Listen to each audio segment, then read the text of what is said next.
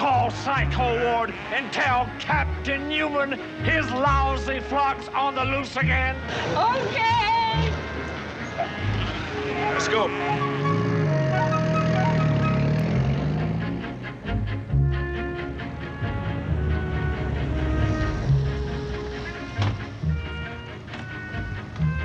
Hendricks will drop your bag off at the BOQ. Oh, thanks, Captain. Sure.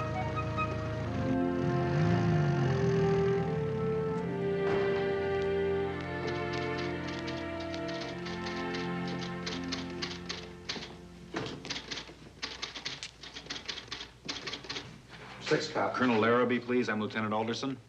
I'm Larrabee, Lieutenant. Air Surgeon's office wired you were coming. Come on in. Larrabee. Sir? Who the devil's in charge of this hospital, you or Dr. Newman? This Ward 7's got the lowest return to duty rate in the entire area command. Psychosis, he says. Neuroses, psychogenic syndrome. Colonel Pizer, base commander, and a prize. Why don't you take a look around, Lieutenant, and come back later? I was just about to say. All right. Newman's report.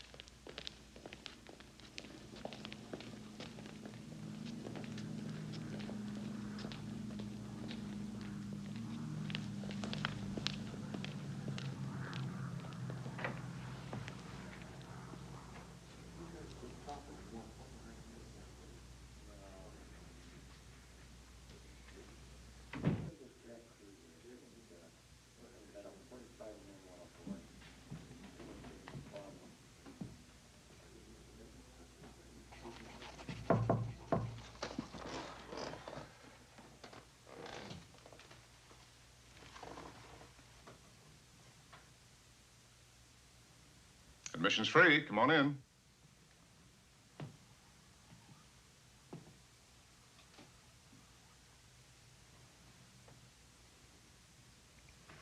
What's on your mind, Lieutenant? Nothing, sir. That's dandy, but hardly plausible. Have a chair. Thank you, sir.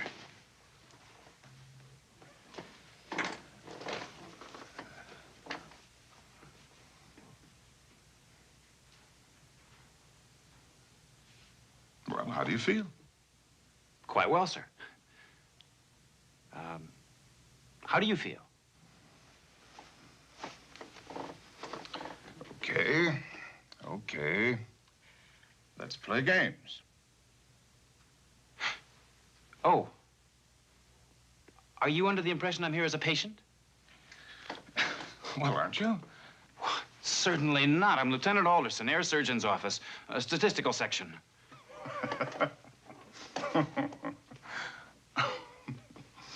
Well, what do you know about that? Here I was making a brilliant spot diagnosis. Guarded, a little tense, nice party manners, not quite so secure as you'd like me to think. Statistical section. Sit down. We're making a survey of the capacity of stateside base hospitals to handle a flow of overseas casualties. That's quite a mouthful for a report you could write on a cigarette paper. We're short of beds, doctors, orderlies, nurses, everything. Except patients. Particularly in your field. Our charts show an alarming increase in neuropsychiatric cases, far beyond the norm. How do you data demons determine a norm? Well, sir, we have facts and figures and... Here's Scavone. Haskell's hallucinating again. He's under his bed fighting the Japanese, yelling and screaming he wants to go home. Does he have a favorite in food? Chocolate malts. Well, then you get him a nice big chocolate malt with cookies. Put it on the floor near his bed where he can see it. Tell him you'll hurt my feelings if he isn't back in his bed by the time I come around. Roger. Roger. We say Roger quite a bit around here. Makes us feel like heroes. Why don't you loosen your tie before you suffocate? Sir, our charts show... Oh, well, you can forget about that, sir. My first name is Joe. What's yours? Belden. What? Belden. Is that what your friends actually call you, Belden? Oh, my friends call me Barney. Congratulations, you've got fine friends. Now about that alarming increase in NP cases, Barney. Here's the reason why. Now, during the first 18 months of the war, files were almost empty. So was Ward 7. In those days, these men weren't considered to be sick. Some tossed their cookies every time they had to go up. Some of them had nightmares. Some of them shook so hard they couldn't even hold a spoon. But they went up. No mollycoddling in the Air Corps. No siree. You couldn't convince anyone that these were symptoms. Symptoms. And that a symptom is a red flag with danger written all over it. Now, you wouldn't think it'd take much brains to comprehend that, would you? So, acute anxiety cases were sent into combat, and sooner or later they began to crack up. Now they're streaming back. From Europe, from Africa, from the Pacific. And when we do get them, we get 6 weeks to get them back into duty, discharge them, or send them to a permanent hospital. And every time I hold a man over, all hell breaks loose. Excuse me, Captain. What do you say, Bridget? Time for morning rounds. Oh, yeah, all right, Roger.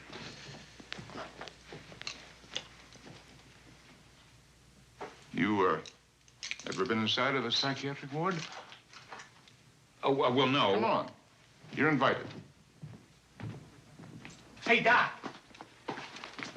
A new man checked in around 9:30 this morning. Violent? Oh, he's not a patient. He's a hospital orderly. What? Where? Well, right now he's on his way to administration to report in. He's scheduled for Ward 4. A mere detail. Now, look, you promise him girls, furloughs, anything. Wrap him in cotton wool and deliver him to my office. Roger. We had to put Miller in wet packs. That major in 4G became pretty violent around 4 p.m.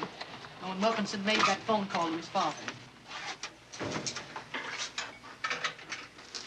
If you're a member of the club, it means sodium pentothal treatment. Newman!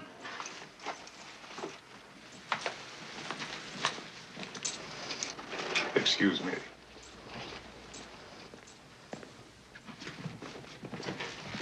Colonel? Captain Newman. This report of yours on Colonel Bliss, is that the only basis you have for grounding him? Yes, sir. Because of a trivial incident at the officers' club last night? Well, I don't recall using the word trivial anywhere in there, Colonel. Come now, Newman, come. So he chewed out a second lieutenant for spilling his drink. So what? He apologized to him a moment later, didn't he? Yes, sir, and he apologized again. And again and again until the lieutenant, in sheer embarrassment, had to leave the place.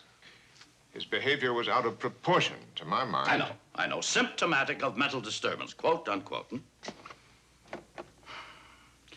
You're bound and determined to get Colonel Bliss into that Sunnybrook farm of yours, aren't you? Well, you're not. Because he doesn't belong with your prize collection of oddballs and malingerers and yellow bellies who get themselves a rescue by coming to you with a cock and bull story about how they get the sweats every time they think of home and mother. Colonel, every man in Ward 7 is sick. I think that Colonel Bliss may be sick, too. You think he may be sick, hmm? I'm sorry I can't be more specific, but the kind of sickness we deal with doesn't show up in X-rays or fluoroscopes. It shows up in behavior. Colonel Bliss is one of the most brilliant tacticians fighting the air war in the Pacific, and he's needed back at his command. Well, if he is unstable, he shouldn't be back at his command. The lives of too many men depend on his judgment. Larrabee, I'm ordering a special medical hearing for Colonel Bliss. I don't want Captain Newman present or anyone influenced by Captain Newman.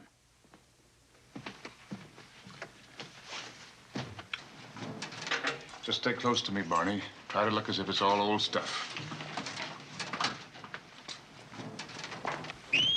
Rise and shine, men. Bombs away. Ease in. Captain Flat Juice rides again. Captain Flat Juice came to town with rocket and a bowling. Suffocation, you know where it falls in macaroni. Step right up and get your shot. Nice and sharp. It will hurt an awful lot. Then we say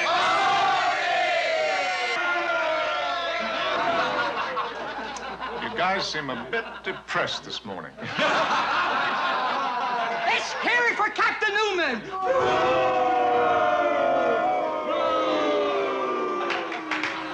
One of these days, you guys are going to drive me nuts. Gentlemen, prepare for morning rounds.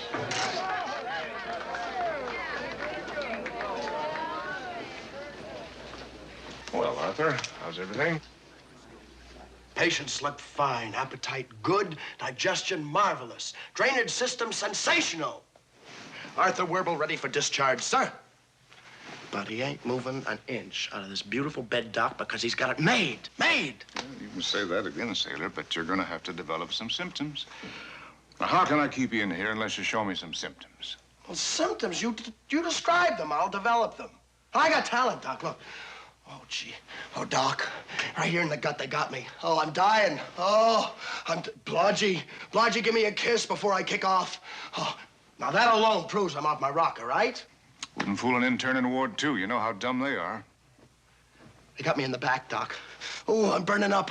Oh, Doc, I'm dying. No, don't touch that. Drop that, Buster! No jerk is getting this hat off my head. I'm getting out of here, see? I'm busting out of here and heading for the Navy to be with my brother Frank. Frank is my brother! Who's helping him, huh? Who's looking after him? Now, take it easy, sailor. In a pig's eye, I didn't ask to be in this cheesy Air Corps. I should be out looking after Frank. Doc, I'll do anything, honest. I'll do anything in the Navy. I'll swab the decks. I'll take top deck ack. I'll stay down in the sub. You gotta fix it. You gotta get me out of here. Please. We need a little more time.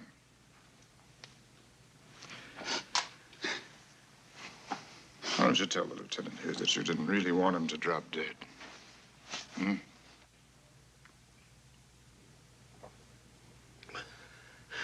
I'm sorry, Lieutenant. I take it all back.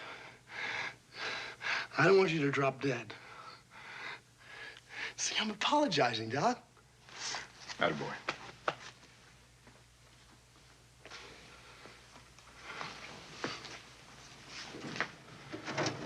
Would it help any if he could see his brother? Might, except he doesn't have a brother.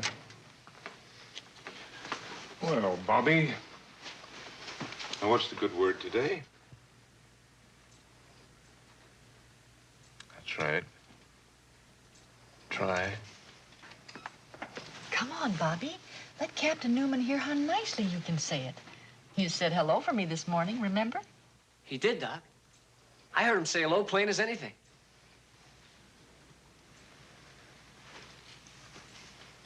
It'll come, Bobby. Morning, Captain. How you feeling?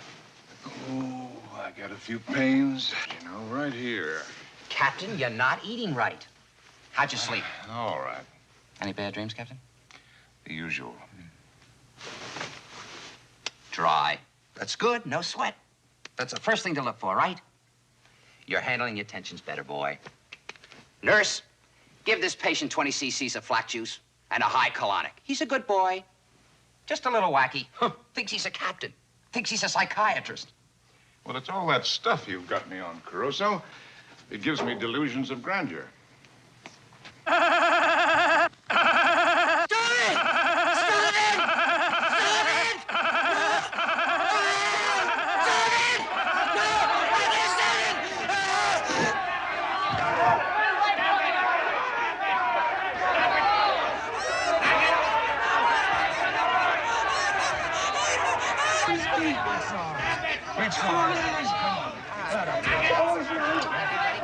Come on, back to your beds. Mr. Holmes, relative.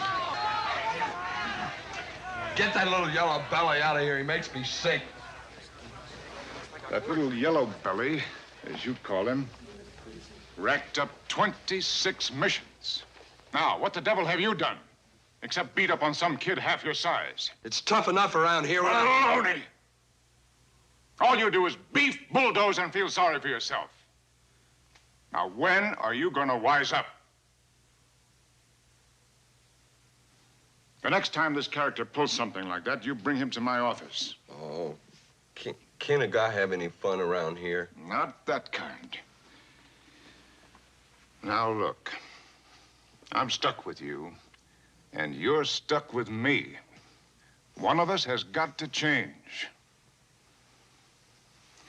And it's going to be you.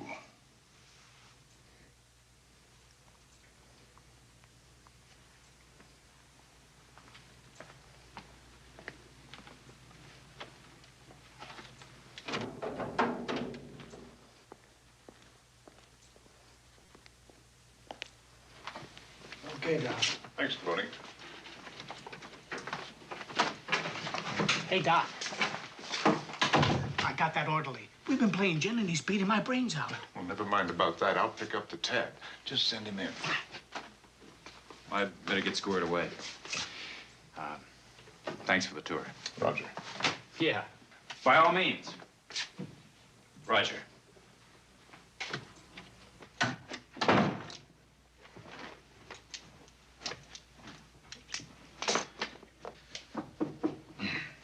Come in. Good morning.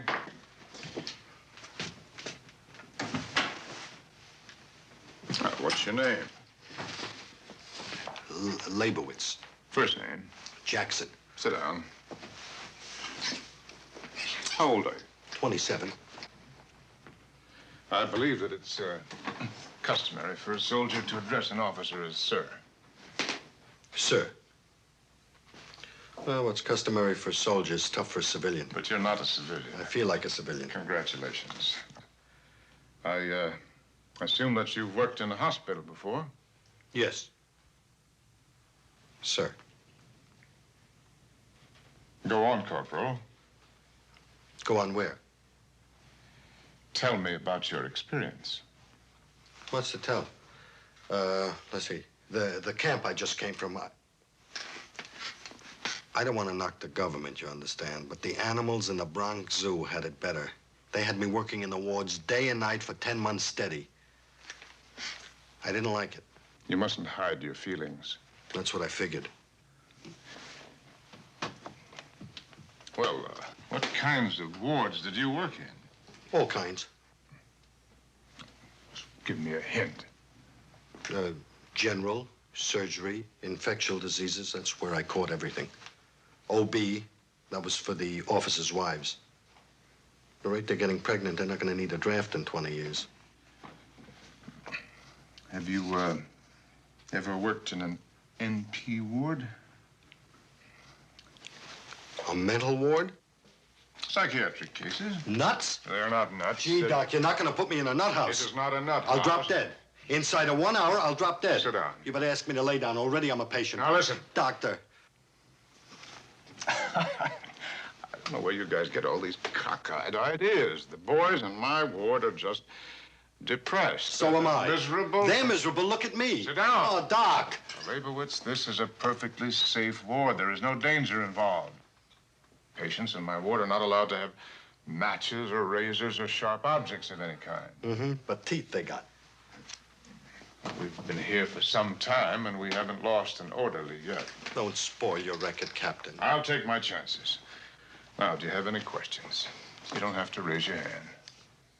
I'm as surprised as you that I still have the strength. Ask the question. Captain, I appreciate you trying to boost my morale, but let us face facts. It goes against my grain. You are putting me in a booby hatch. Leibowitz, what the devil is the matter with you? You look like an intelligent... Don't be fooled by my looks. You'll get the best food on the post. Who's got an appetite? You have my deepest sympathy. From a plumber, I expect sympathy. From a psychiatrist, I expect understanding. Corporal Leibowitz has just volunteered to work with us. Captain, Would you like Sergeant Kopp to show you around now? No. No what? No, sir. Good. Start with the ward, Archie. But, Captain, I've... Let's go, Leibowitz. Glad to have you with us. You think so, huh? People always make that mistake until they get to know me. Hey, already I'm hearing things. What's that ba, ba, ba? You're not hearing anything yet. We keep sheep in the backyard for tests for the lab. How about a nice game of gin tonight? Who plans that far ahead? I'm living from minute to minute.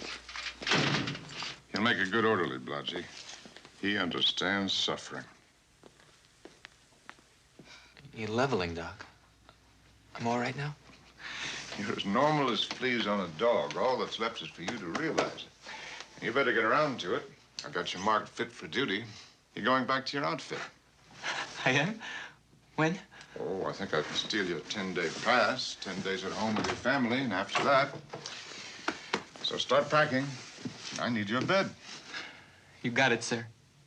And I got a 4:10 bus to catch. MacDonald had a farm, E-I-E-I-O. And on that farm he had some chicks. Your new orderly is standing on a chair conducting the Colfax Glee Club. Next, he'll be passing out lollipops. Chick there, here a chick, there a chick, everywhere a chick. Come on, you guys, louder. Everybody. Come on, you crazy buns. Don't you want to get well? Sing! Old MacDonald had a farm, E-I-E-I-O. And on that farm... Well, yes, we set up a medical hearing for Tuesday, but Colonel Bliss begged off. And after all his yelling to get out of here. Did he say why? No. I offered to set up another hearing at his convenience. He was to let me know, and that was 3 days ago. How's that for a puzzler? It worries me. Whatever was behind that officers' club thing. Colonel Bliss doesn't think it was trivial. Oh, sorry, sir. Oh, Colonel. Yeah? I finally solved the mystery of the missing orderly. Corporal Leibowitz didn't vanish into thin air. He was somehow maneuvered into Ward 7, and he's been working there ever since. Isn't that so, Captain Newman? Well, is it? Couldn't call an attractive girl like that a liar.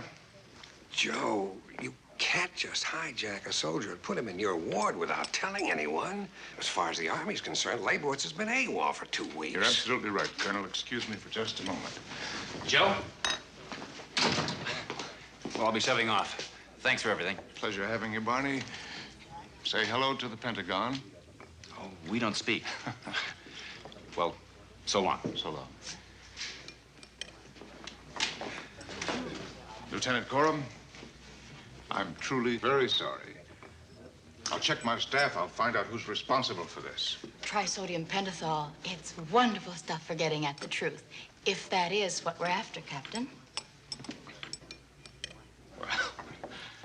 Leibowitz probably just happened to drift in. Guess we'll have to put the whole thing down to a foul-up in paperwork. All right. The truth is, we needed him. You needed him. My ward and all the others are short-handed, too. Well, I'll tell you what, we'll make a deal. The very next orderly that checks in... You'll let us have him. Now, what could be fairer than that? The next 2. A deal? A deal. Oh, I'm due back. Oh, Coram, I wouldn't stew about that Leibowitz thing. You'll get the next orderly that comes in. If I have to deliver him to you personally. A pair of them are due in the morning. Mm-mm. They're arriving at 7 o'clock tonight, sir. Thanks. You're welcome. Call on me anytime.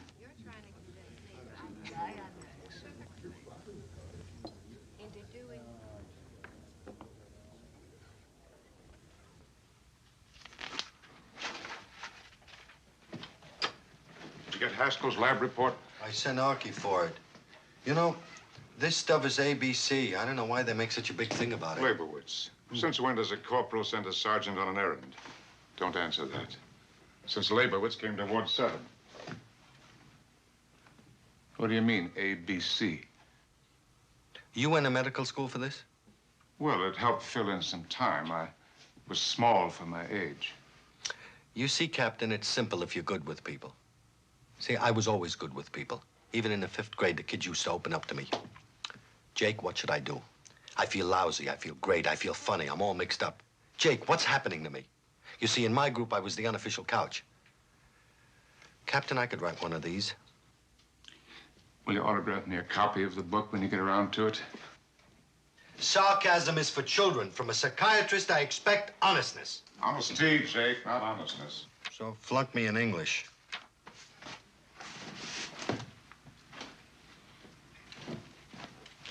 Get Lieutenant Corum in Ward 4 on the phone. You want me to phone?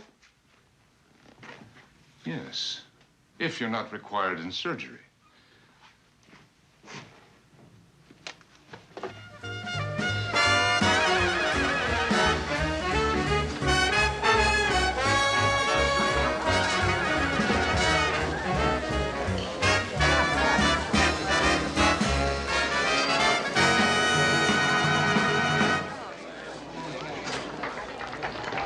I hope you're thirsty.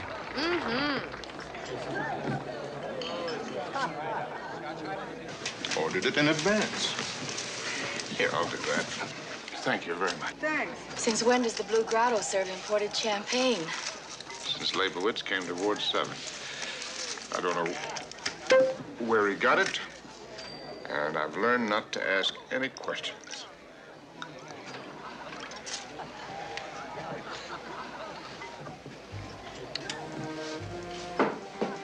You want this now? Ah.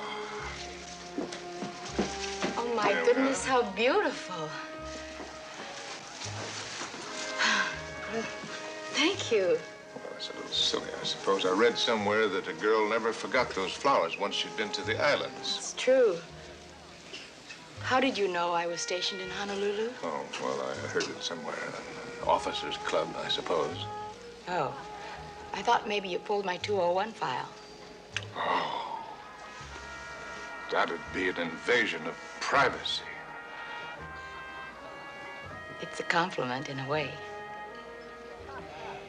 Anyway, it would have said that I'm single, my blood type is B, and that I wear a size 10 dress.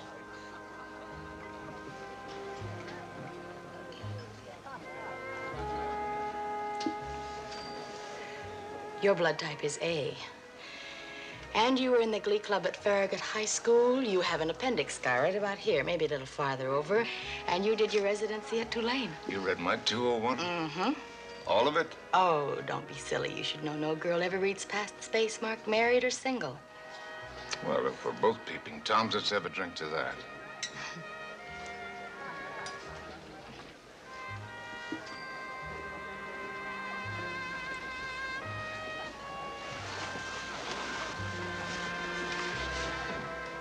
Francie, you're a good-looking woman. Thank you. It's important to have a good-looking woman around. Big morale factor. It gives a man incentive. Now, you take a man cowering under a bed. I beg your pardon? Cowering under a bed. You've seen Blodgett? Who'd come out for her? But one look at your legs and they'd come shooting right up through the mattress. Any man in that ward. I think I understand, but I'm not sure. And you're thoroughly qualified. 2 years of pre-med at Barnard, the full course at St. Vincent's. A year and a half at Massachusetts General, plus your service duties. Is that the reason you pulled my 201? You're perfect for it. For Ward 7. You'd like me to transfer. And that's the reason for the flowers and the champagne.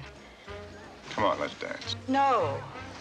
Let's fight. Well, it's not going to do anybody any good if you're going to be cross. Just what makes you think I'd join that big funny farm of yours? You're all off in a world of your own. Joining your crowd is like taking the veil. Not for me, friend. I don't regard that as a no answer. That is a reaction, not a judgment. Don't give me any of your psychiatric... And as far as your legs are concerned, I have never seen a better example. Are you Captain Newman? Yes. The telephone call. You can take it right over here at the bar.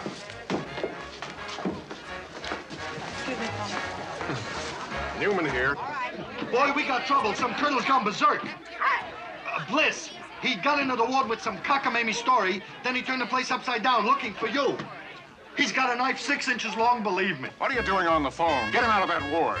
We did. We got him in the shower room. Archie and Gavoni are holding the door shut. Meanwhile, he's on the other side trying to bust out. There are 3 of you and 1 of him. Get that knife away from him. Doc, that could be dangerous. I know it's dangerous, but you've got to do it. He might kill himself. If I try to take that knife away from him, he'll kill me. Oh, all right. Hold him in the shower till I get there, right? Jake! Jake! Let me out of here, damn you! Doc said take away the knife. Who? He didn't say. All right, I'm elected. Let go. Are you sure? No, I'm not sure, you dumbhead. All right, 1, 2, let go!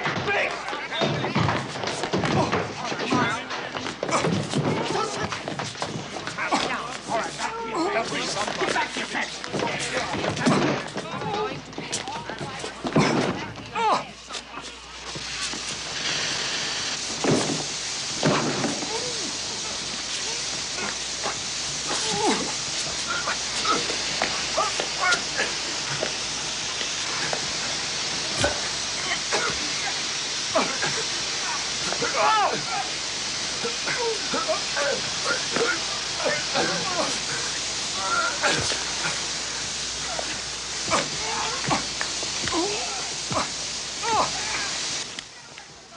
Pharmacy key?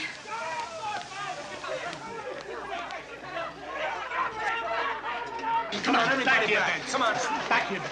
Come on. Doc, look at this baby. I better go in with you. That bliss is as strong as an ox. Bleeding to death, I'm not. You just wait here.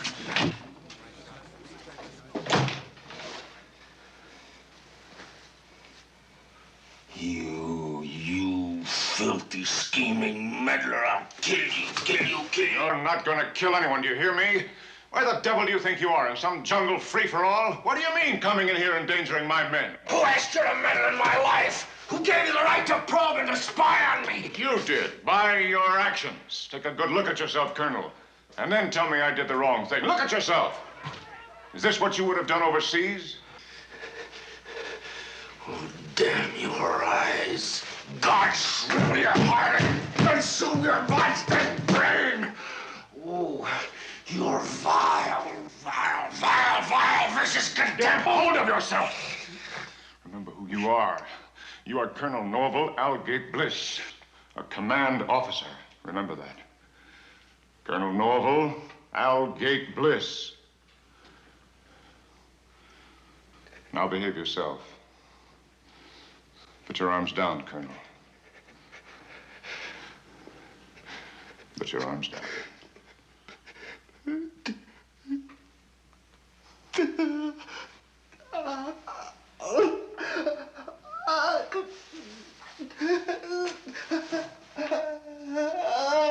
Oh, you swine!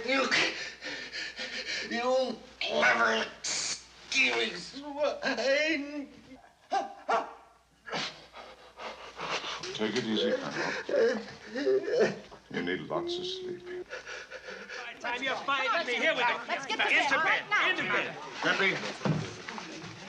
All right. Show's over. Everybody back to bed. That's Okay, all. Doc. That's all. All right. You better have Blodgett take a look at that cut. Hit the sack. I'm on duty, Doc. Don't get Ruskin to relieve you. I'm relieved enough already. Come on, Stan.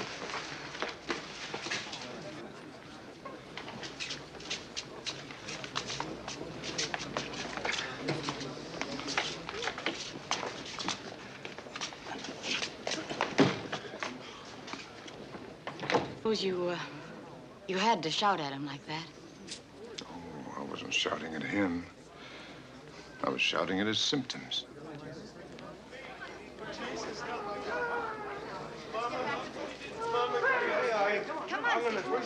Mama, get me out of here. Good night, Doc. Please. Good night, Ralph. Please, Everything's Mama, fine. get me out of here. Oh, my God, I'm really sorry. You're gonna be... Mama. Well, Mama, Dave. please, get me out of here. Oh, Dave. Mama, please. Mama. Please, Mama, get me out of here. Did you write to your girlfriend today, Dave? Please, Mama, get me out of here, Mama. Dave. Mama, please. Did you write to your girlfriend Please, today? Mama. You said you would. Did you write to her? Hmm? Yeah. Yeah, same old malarkey. Same old malarkey. Well, why don't you write to her again tomorrow? Huh? Give her a break. Okay. Good idea. Good night, Doctor. Good night.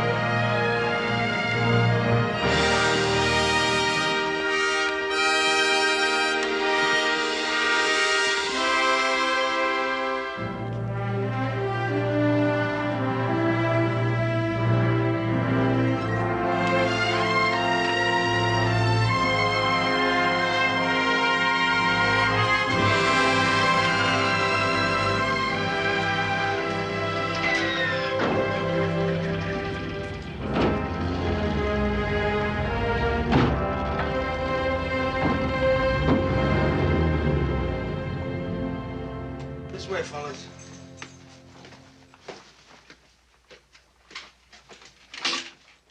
Can you spare 4 beds in a room, Lieutenant? I think so. Yeah? Well, straight ahead, pal. Everybody's your friend here. Just follow your buddy in there. It's okay. Straight ahead, pal. Come on, buddy. Nothing to worry about. Straight ahead.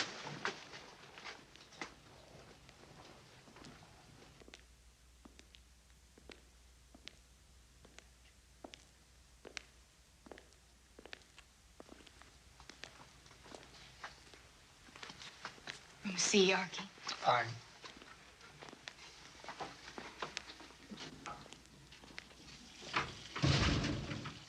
Jordan is scheduled for Pentothal at 2. Okay.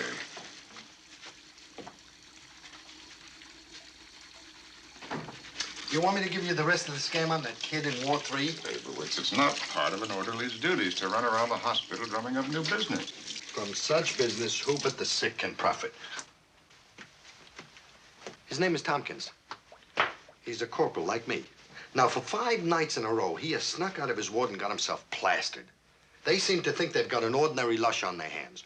But in my opinion, he is a disturbed personality. Cocky, but tense.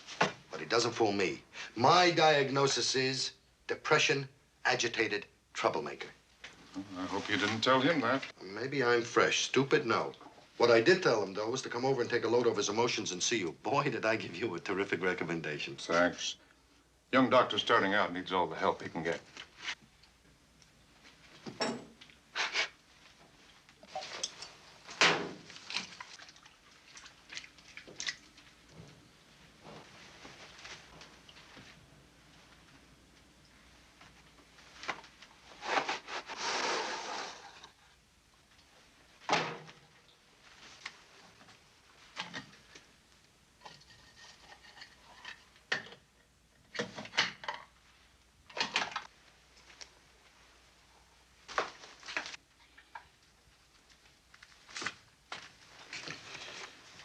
Say, I thought I told you to shave. I beg your pardon, Captain. What you said was, why didn't you shave this morning? That's not an order, that's a question. To which you have an answer, which I've already heard. If God had intended men should have clean cheeks, would he have invented hair? Shave. I understand, Doc. You are releasing your hostilities on me. Very good. I want you to do it because I don't want you should develop an ulcer. I don't want you should develop a beard. You'd better get into the ward. Bliss has started to move and talk.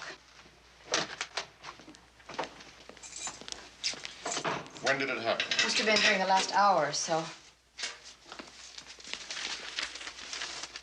Full Blodgett's morning report. 16th day of observation. Patient still lethargic, still refuses to speak. We'll need 15 replacements for operational aircraft. Recent strikes at her ball suggested a monthly quota be set up for this unit. Ground personnel is adequate, but borderline. I granted no appointment for this hour. Dismissed. I'm dismissed before I've even come in.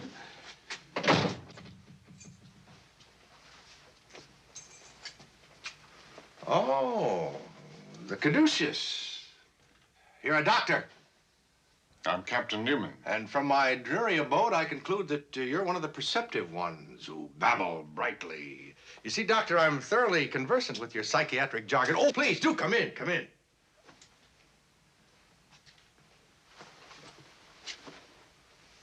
Well, proceed. This should be refreshing. I'm bored, Doctor. I am bored with being beleaguered by brainless, benighted blockheads. And I'm bored with bees. I think I shall concentrate on peas for the rest of the afternoon. How do you feel? Oh, standard opening. You disappoint me. Have you no imagination? I'm holding it in reserve. You've got enough of both of us, Colonel. Colonel? Colonel? My name is Future, not Colonel. I see. What a pity Mr. Past is not here. Oh, he'd be amused by you. Mr. Past. Who's he? He's a friend. Very close, very special friend. I gave my word, sir, as an officer and a gentleman, never to reveal his whereabouts. Lips sealed. Ergo, in your hospital, you have me, Mr. Future, about whom you know nothing. While in your files rests a dossier on Mr. Past, who is nowhere to be found. One patient with no case history, one case history with no patient. What a paradox. Oh, no, what a triumph.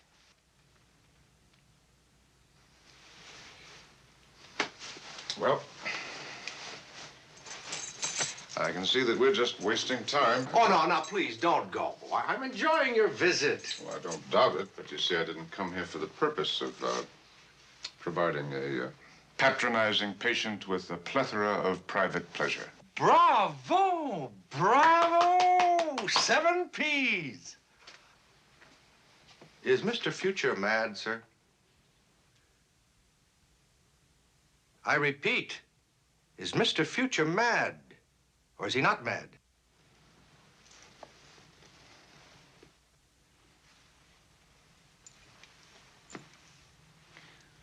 Mr. Future is an invention.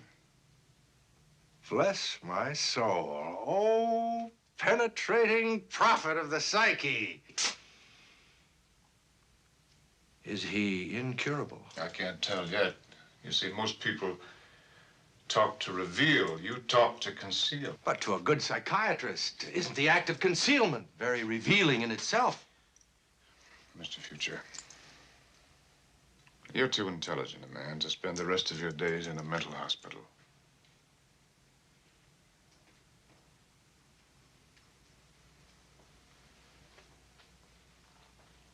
Is that likely? That's what usually happens. When people split themselves in two.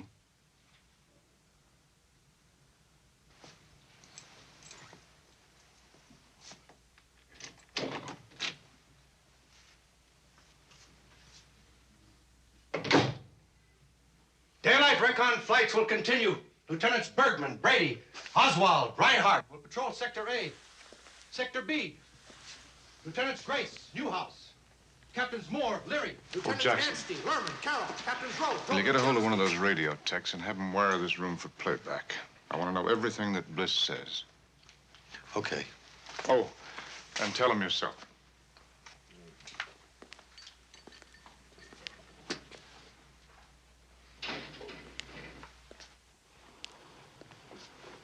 The light seemed to bother him. He's more comfortable this way.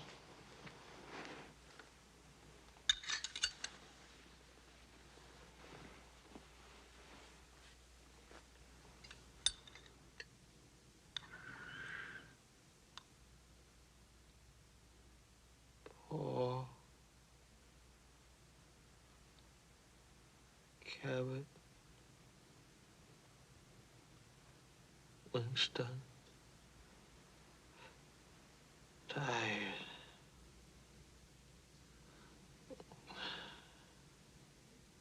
Tired.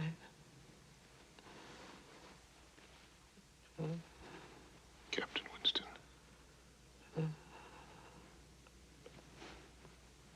Paul. Paul.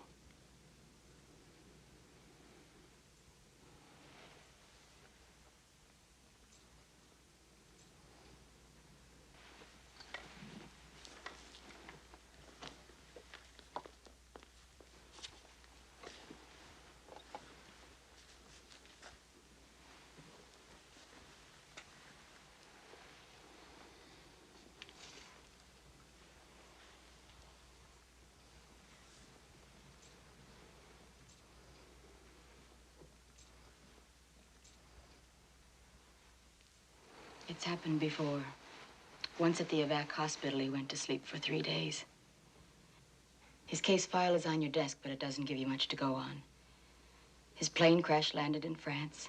Missing in action, 13 months. Liberating forces found him in a cellar. He identified himself and blacked out.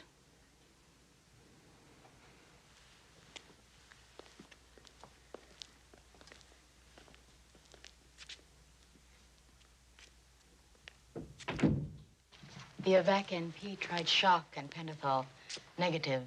He can't or won't respond. Anything from French locals? Nothing in the report. He was 13 months in a cellar. That's all there is. Oh, Francie, Leibowitz thinks we have another customer. Check on a boy named Tompkins, Ward 3. Mm-hmm. Which one is he? Just take a look and guess. He's all yours if you want him. Bid 8. Well, thanks, Katie. Hello there. Hi, fella. Pick a card. Come back here. Darling. Hi. Darling, darling.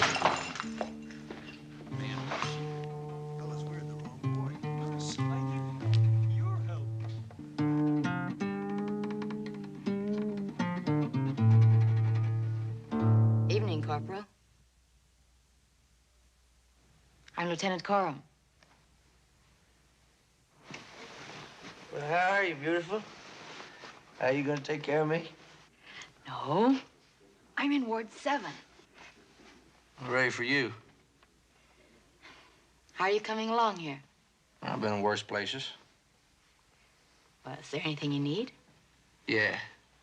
Some cheaper booze and some juicier broads. In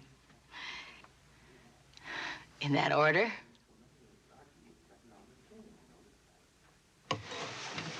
Okay, so you don't shock easy in Ward 7. Big deal. First was that Corporal Leibowitz. Now it's you. Maybe you're prettier than he is, man, but I'm gonna give it to you like I give it to him. You tell Captain Newman I said to shove it. Ain't nobody gonna slap no needle in me. Getting a little crowded in here. I think I'm gonna go for a walk.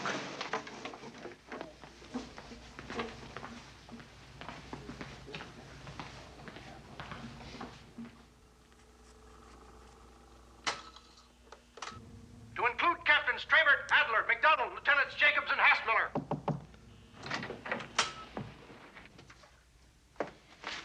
Tompkins' file. And a message for you. Shove it.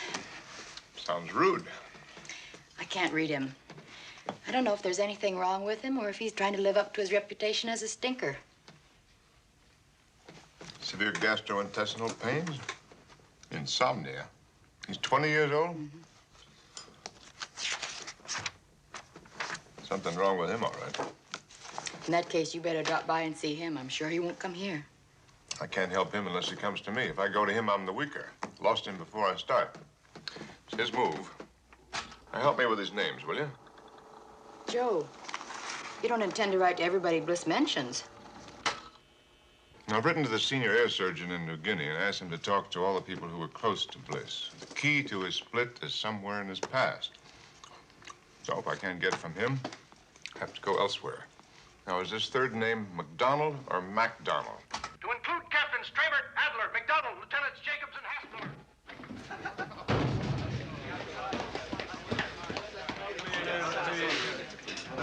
Leibowitz! Later. It's Gavoni! Gavoni? He's outside. He must have found out. Come on. Now, wait a minute, fellas. We got a small crisis on our hands. Now, let's deal with it. Everybody go back to their places. Go ahead. I won't need salami. I'm gonna make moves. No. Up the sleeve. Good boy. Leibowitz? Hi, Gavoni. Don't hi Gavoni me. Somebody stole my salami. Are you accusing one of my patients of being a crook? I ain't accusing them. These men are in the service of their country. I know who took it. One of these men may turn out to be another Eisenhower. Leibowitz, I want that salami and I ain't kidding. And will you take it easy now to begin with? Are you sure you had a salami? Gavoni had a salami. My sister sent it to me. She sends me one every week without fail. Well, in that case, why don't you check with the post office, have them put a tracer on it? I don't need no tracer. That salami's right here in this room, and what's more, it was stolen.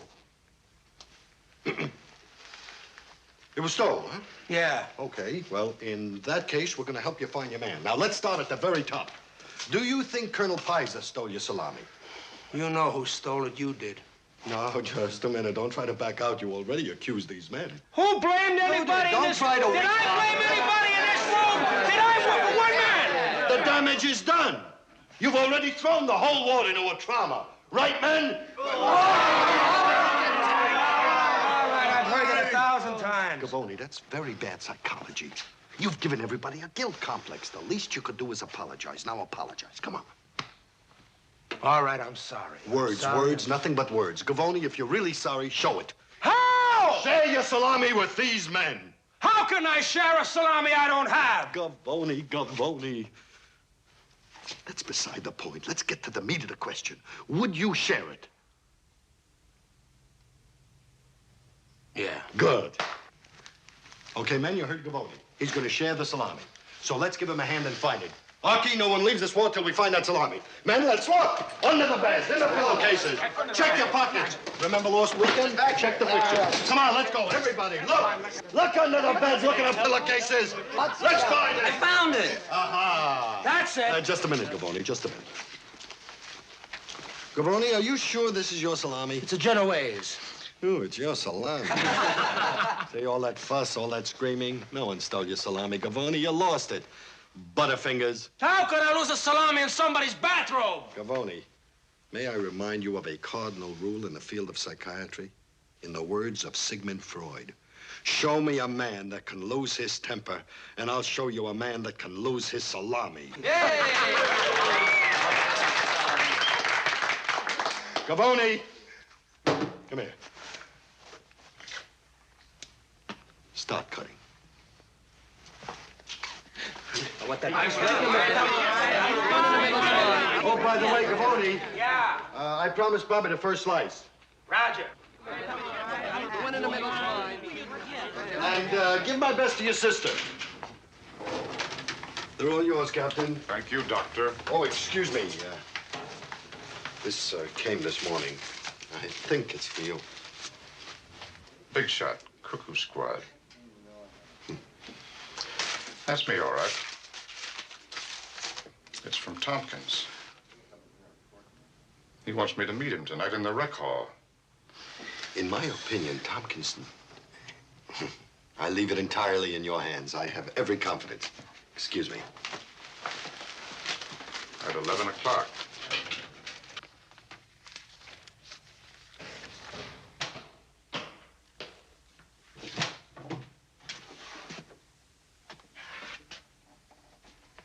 Hey, douse the light, will you, Doc? It's all right. Come on in. They gig me if they find me. I'll take care of that. Okay.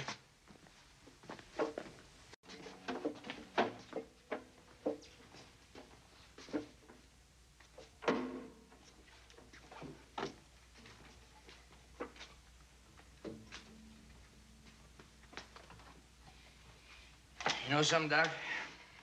Man should never drink alone. It turns him into an alcoholic. You have a shot. All right. Oh, no. I brung you a cup. You're an officer and a gentleman. No gentleman should ever drink from a bottle. But you better drink it fast before it rots the paper.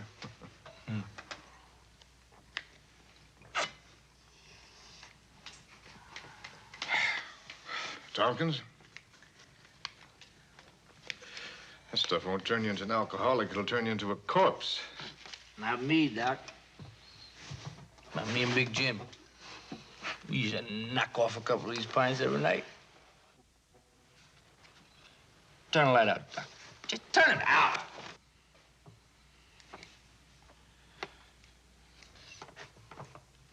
You know something? Big Jim was the only buddy I ever had. Only guy ever treated little Jim real good. And you know what I done? Don't let me talk no more, Doc. If I talk, I'm gonna blow my top. I'm gonna smash the lamps and throw the chairs around. I'm gonna put my fist right through the glass in the window. Sure. You throw the chairs around, you put your fist through all the glass, and it won't do you a bit of good. Not one bit, and you know it. Now, why don't you get it off your chest? Once and for all. Come on. What happened? I'm in a sweat, Doc. I don't want to talk about it. Oh, God, I don't even want to think about it. Oh, but you are thinking about it all the time. Day and night. Week after week. You play the guitar to use up your thoughts. You fight off sleep so you won't dream. You get swacked to run away from memory. That's a stupid way to live. That's a damn stupid way to live.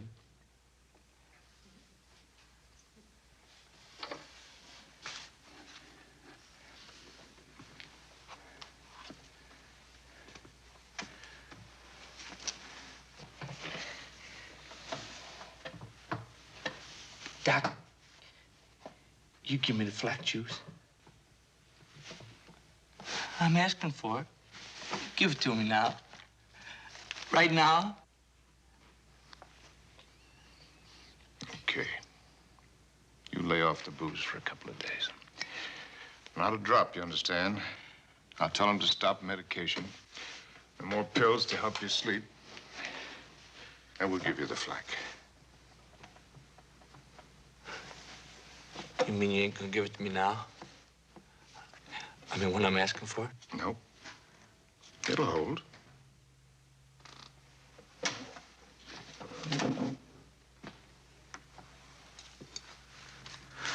Well, if you ain't gonna give it to me now,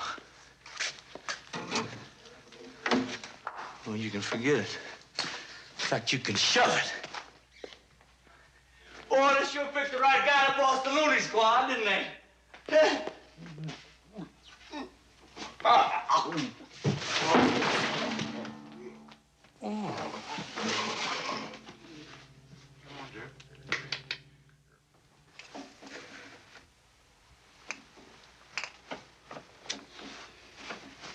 All right, Jim, you can roll up your sleeve now. I'll do that. Well, that's a hot one. 2 officers putting me to bed. Say, is it all right if I take off my shoes, Doc? Sure. I kind of sleep better without them. That's all I'm gonna do, isn't it, Doc? Is just sleep? That's right.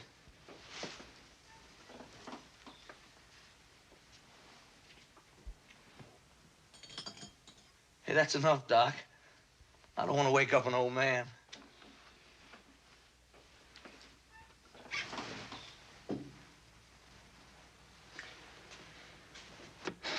All right, Jim. Here we go.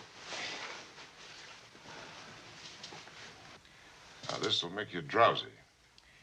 When I tell you to start counting, but backward from 100. Have you got that? Backwards from 100.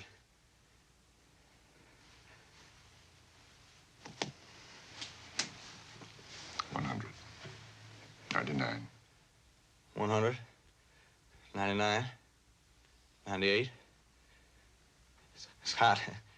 Feels hot, Doc. 100. 99. 100. 99. 98. 97. 96.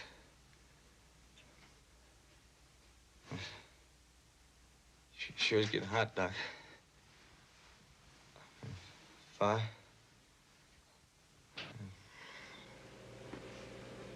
4. And 7. That's all right now. Let that old prop wash hit you. Yeah. Yeah, that's better. I'm getting wind off number 2 inboard. 94. 3.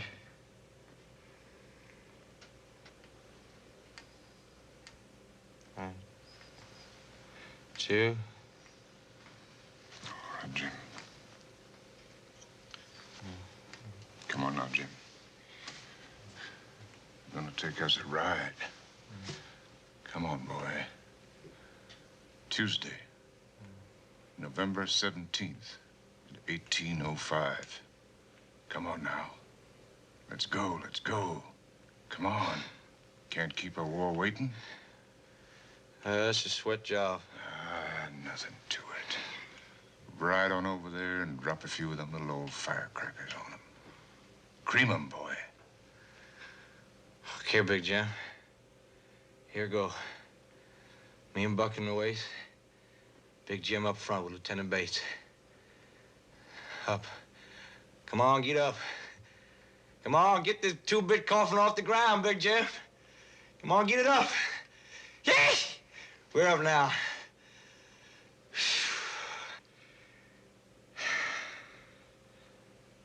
Waster pilot. Waster pilot. You mind if I take me a couple of practice blasts? Roger.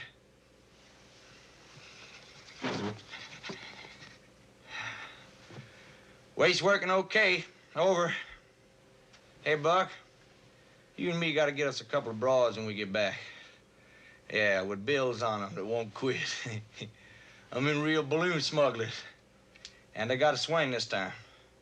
Not like that last time. Well, all them two want to do is drink. I don't sure like what the war's doing to dames. They just want to drink, that's all. Hey, what's that, Buck? Down there at 4 o'clock. Coming at us now 3. No, 2 o'clock. It's ME 109. I got him. Yeah, I got him. Hey, he's going down, Buck. Go ahead down, Fry. Fry, burn, you Nazi, Fry.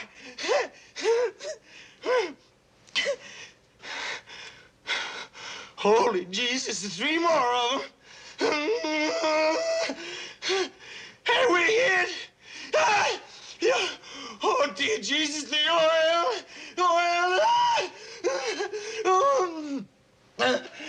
Buck! Hey, Buck, we're going down. Oh, God. Oh, God, my dear Jesus, save me. Save me. Oh, God, don't let us crash, please. I'll be good. I promise I'll be good. Big Jim, bring it up. We're gonna crash.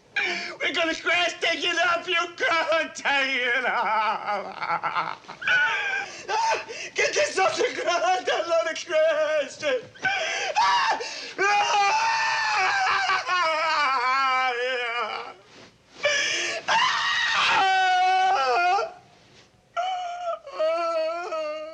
Come on, Jim, come on. You're down. It crashed. You're in that plane. I gotta get out. I gotta get out. The escape hatch. We gotta get out of here. Yeah, escape hatch. Good. Hey, Buck, come on. Buck? No. He got no head.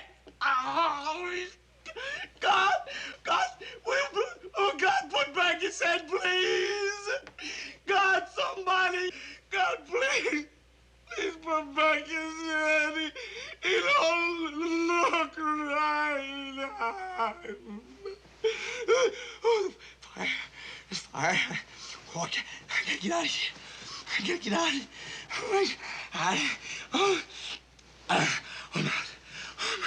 I'm out. Oh, thank God, I'm out. I can't run. Okay, get. Oh. Who's yelling? Who's yelling?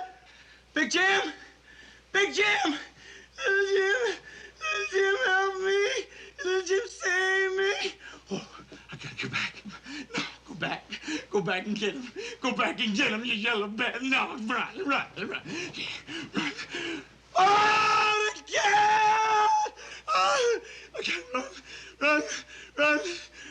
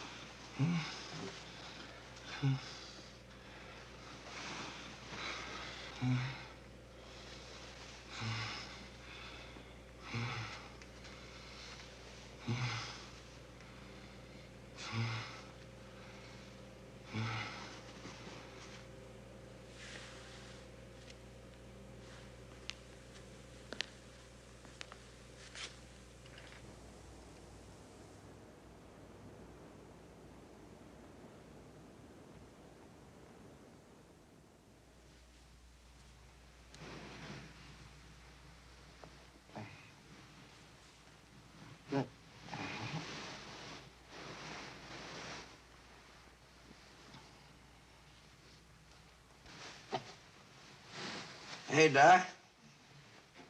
I must have dozed off. I sure feel good. It's best I slept much. Hey, Lieutenant. What do you know? You've been here all night?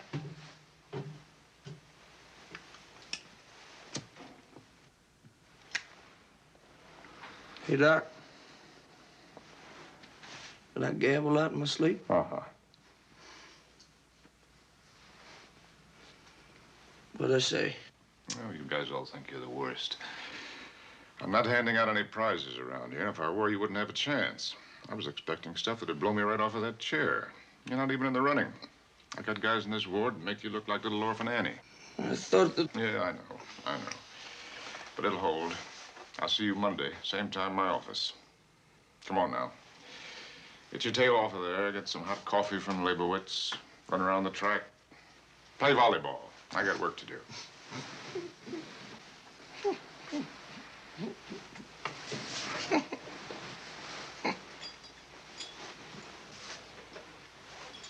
So that was black juice, huh? Big deal.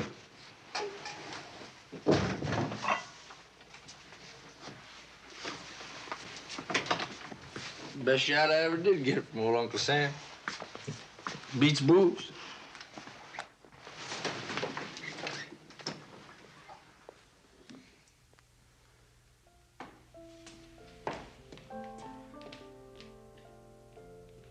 When they wake up, they feel great. And then your problems begin. Hell, I'm a doctor, that's all.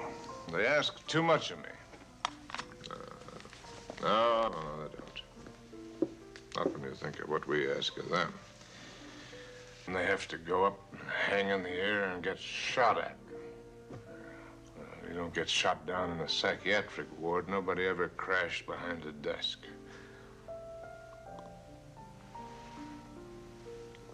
But the boy on the cot, should we send him back? Should we make him well and strong again? We protect the sick, we feed them, and we love them, and we keep them safe. Our job is to make them well. Well enough to go out and be killed.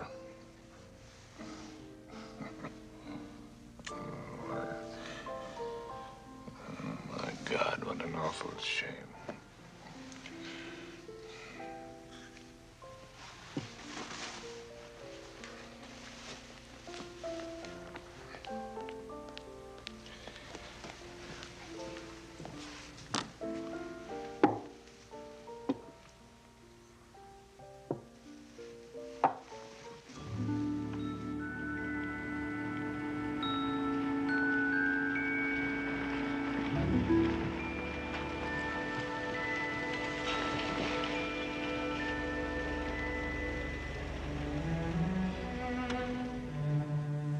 Kind of you to drive me home.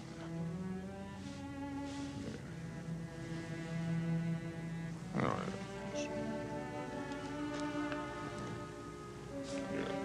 right. I thank you. Thank you.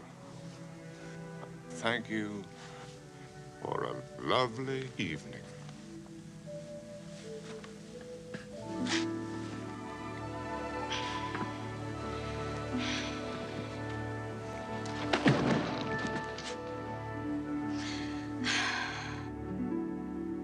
Oh, Joe.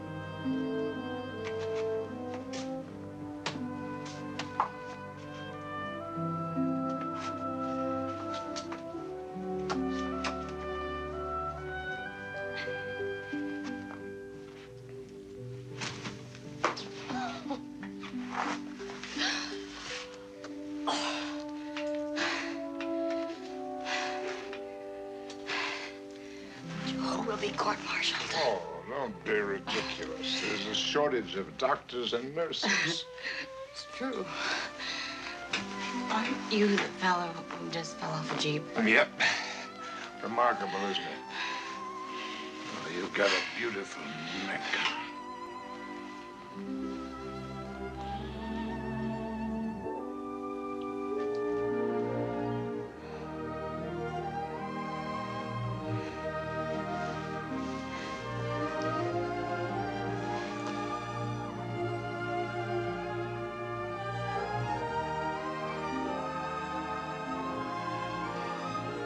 Good try, old man.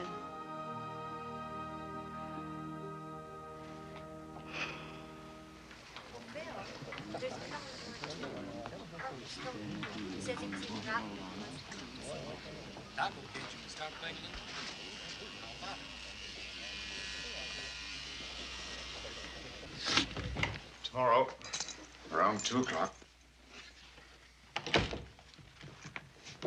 Excuse me, Captain. I have Corporal Tompkins in your office. He's waiting for you. Uh-huh. How's it going to look if you're late? It's going to look as if you're not interested, like you don't care. That can give a patient a feeling of insecurity. Yes, Leibowitz. Thank you. Thank you. That Captain Winston, I never saw a patient look so sad. You mustn't confuse sadness with depression, Professor. Is there a difference? Looks, Leibowitz, can be deceiving. Can a man look sad and still be happy? Yes. Example. You. Hi, Doc. I feel sharp as a tack today. You talk, I just listen. I got nothing more to say. Nothing. Take your feet off my desk, soldier. You heard me. Now sit up straight in that chair.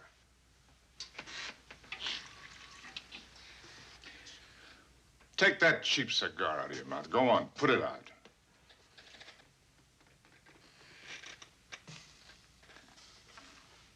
And don't ever pull that act again on me, Tompkins. When you're in this room, you'll show some respect for me and for yourself. I'm not going to let you cheapen any man who did 34 missions and who wears all those decorations on his chest. You understand?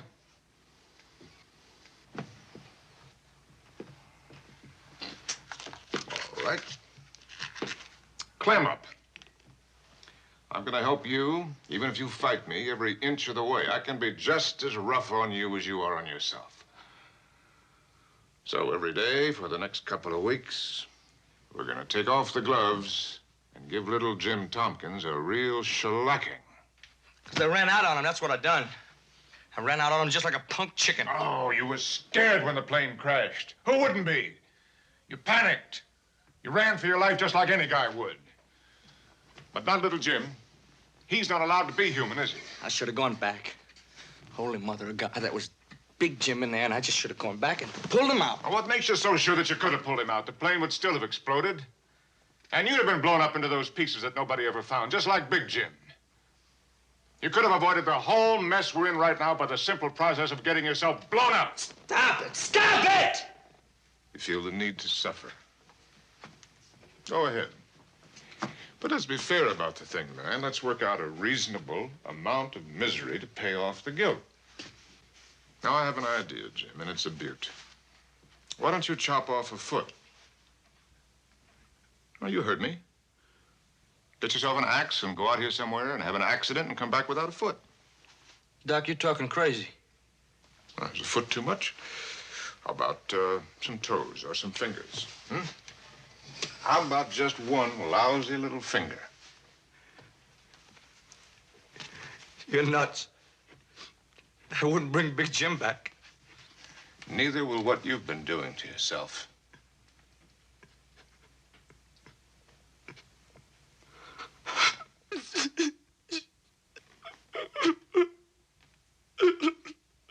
Look at me, Doc.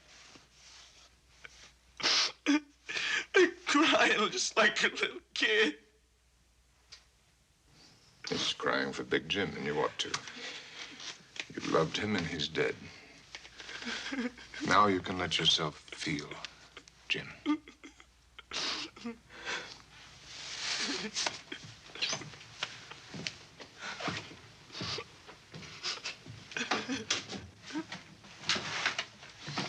Have you got a minute, Joe? Yeah, sure. Oh, Francie, will you promote some coffee for little Jim?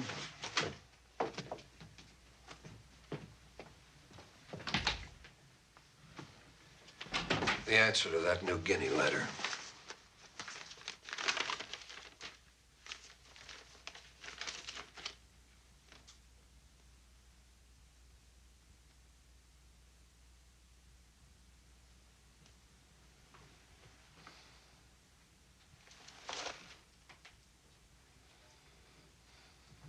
Can we schedule a board hearing? Whenever you say. As soon as possible. Colonel Bliss, will you please state your name, rank, and serial number?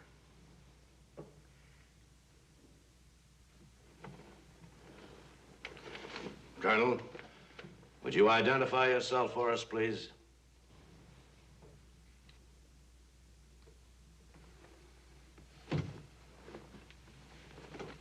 Mr. Future, would you please? Delighted. Alonzo Archimedes Future, United States Army, World Victory II. Expert in tactics, tautology, logistics, and semantics. Colonel, we'd like you to understand the nature of this hearing and its purpose. I am not interested. It's Mr. Past you seek, of course. He spurns your invitation, and he damns your inquisition. But enough of this prattle of idiots. I put an end to this tristomanic farce. Dismissed!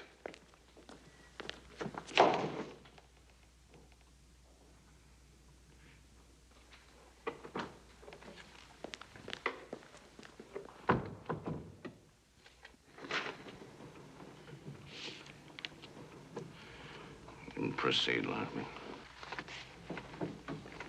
It is recommended that subject officer be granted a medical discharge to be committed to a veterans hospital for prolonged treatment under full custodial care. I've asked that he be sent to a hospital near where he was born and went to school. Records plus additional information from New Guinea will be transmitted. What information? Pertinent data from the senior air surgeon. It gives us a key. Based on this, a slow, careful pattern of treatment is indicated. Removal. Captain, it's Colonel Bliss.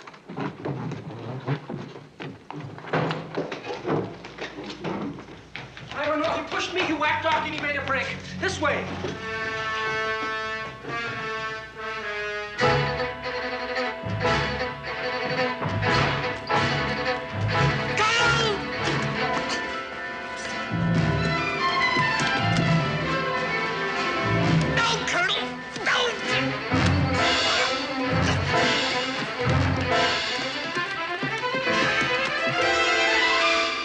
Archie, get down.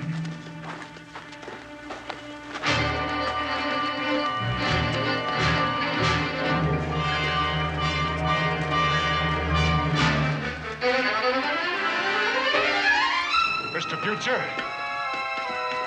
I want to talk to you. Mr. Future?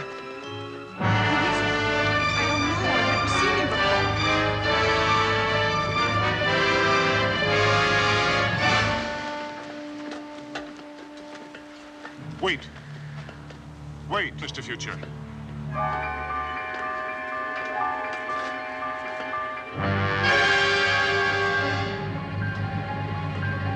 Don't. Let's talk. Wait. Please.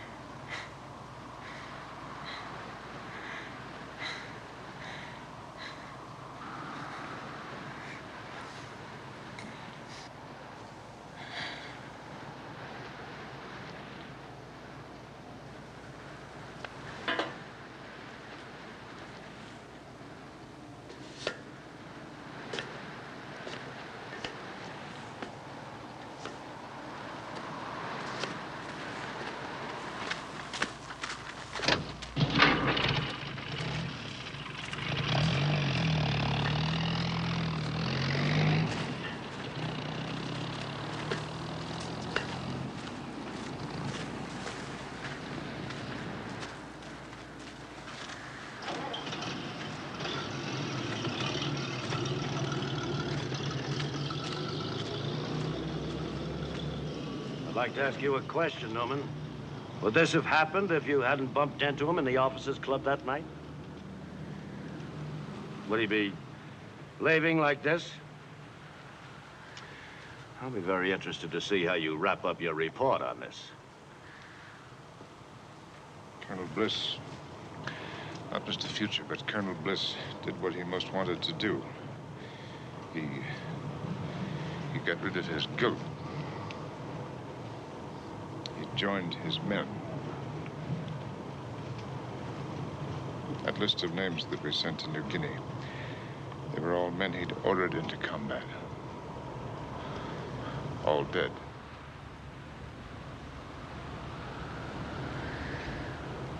Now, you tell me if I could have saved him.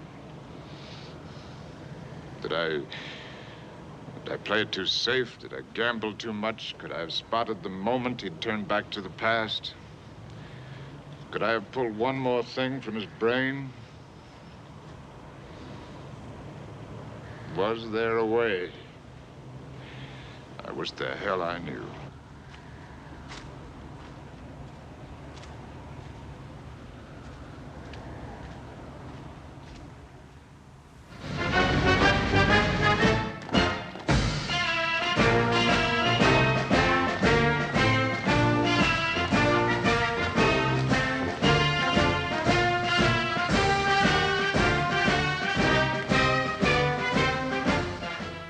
It's a pretty thin turnout, Larrabee. The Air Surgeon General will be coming in on that airplane. Where are the rest of you people? Still making their morning rounds, sir. They'll get here as soon as they can. I don't want them straggling in here one by one. This is supposed to be an inspection. Let's at least give a hint that we're in the Air Corps. Sir, the Undersecretary's planes in the traffic pattern is coming into land now. Good.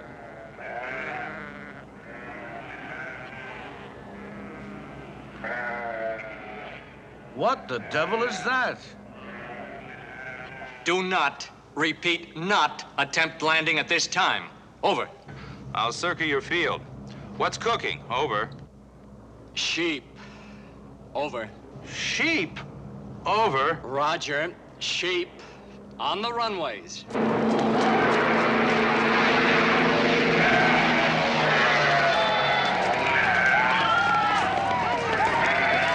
Sheep? Sheep? Yes, sir, sheep. Sheep? My sheep? Well, who the devil else has got sheep around here? Sir?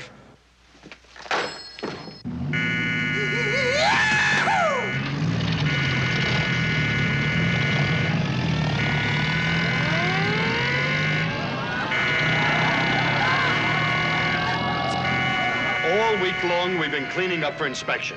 So how do you clean sheep? I tell Gavoni to take the sheep, put them on the other side of the field to graze. With no fence, sheep drift. Don't you know anything about sheep? In Jersey City, I should learn to be a shepherd? Ugh.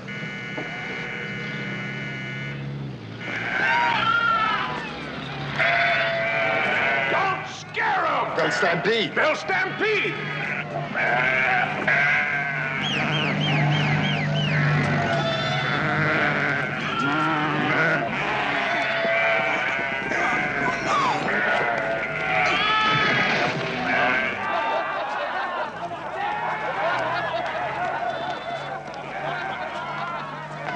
Don't worry, Doc.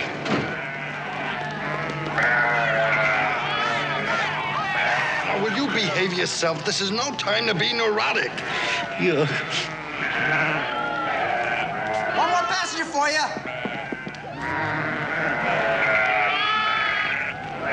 All you men with the vehicles, surround them! Surround them!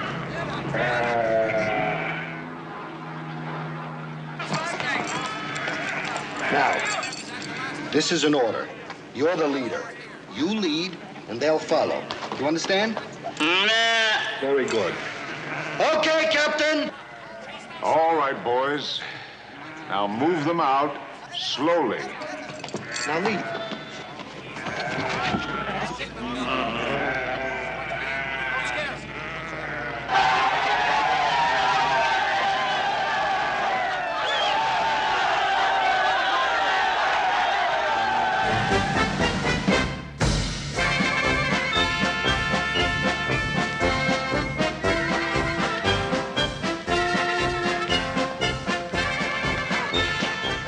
Barney. Hello, Jim. Thought you didn't speak to the Pentagon. Oh, well, I still stutter a little. Look, I've got to rush. I just wanted you to know that General Snowden is coming by to see you later. Oh? It's about a patient of yours, Captain Paul Cabot Winston. He's VIP, Joe. Very VIP. I've got to rush. See you later.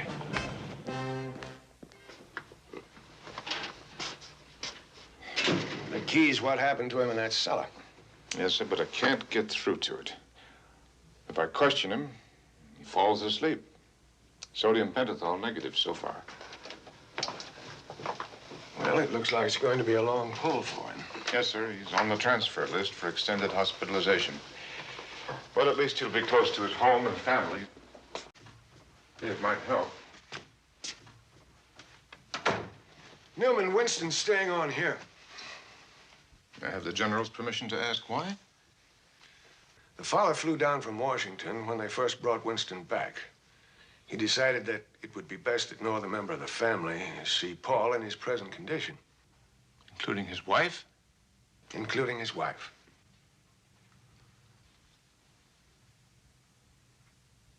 Well, it's too bad we don't have a place in Outer Mongolia.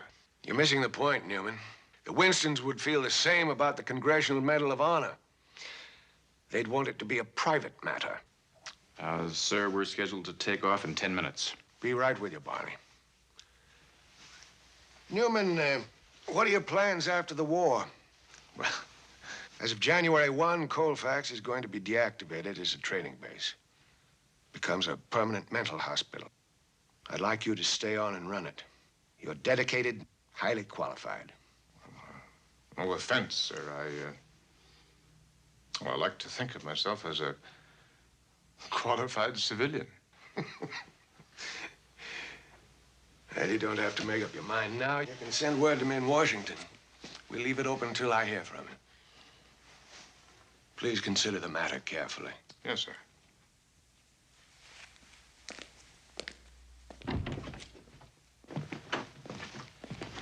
Roger. Hurry it up there! On the double! Move it!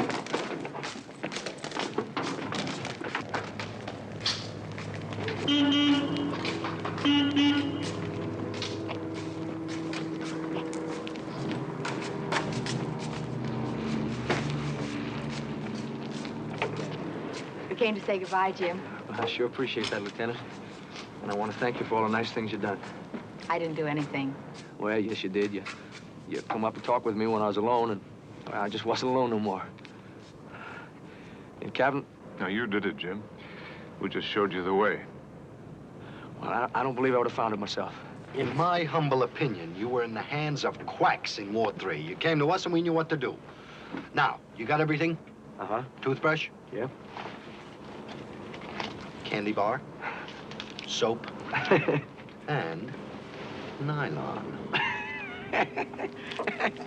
Jake, you're a wonder. Remind me to recommend you for procurement officer. I accept. You better get moving, Jim. Yeah. Jake, so long. Goodbye. Lieutenant? Goodbye, Jim.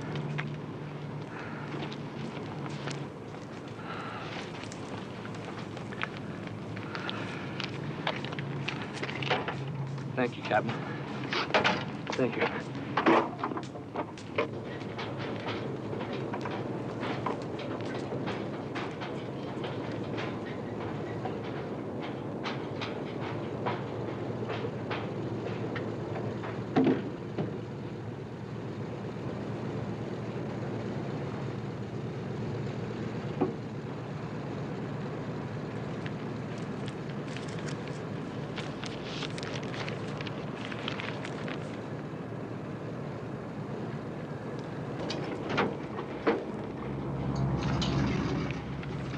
Jackson, you take the Jeep back. I think I could use a walk.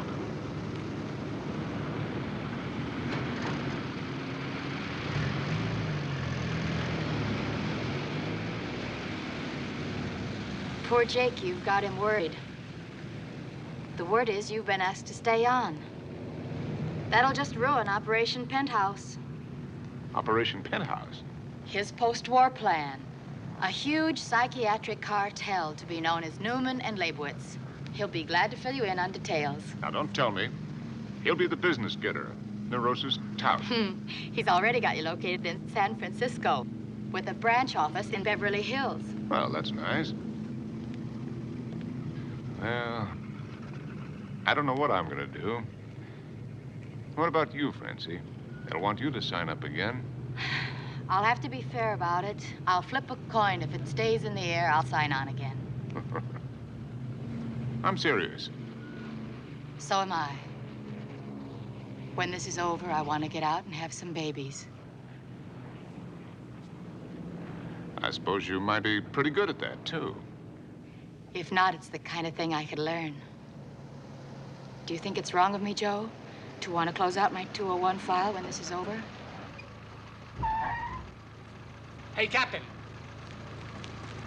What is it, Archie?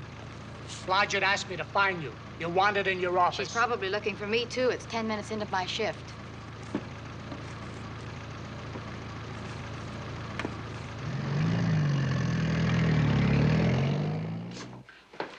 Mrs. Winston is here. Francie, perhaps you better bring Captain Winston into room A.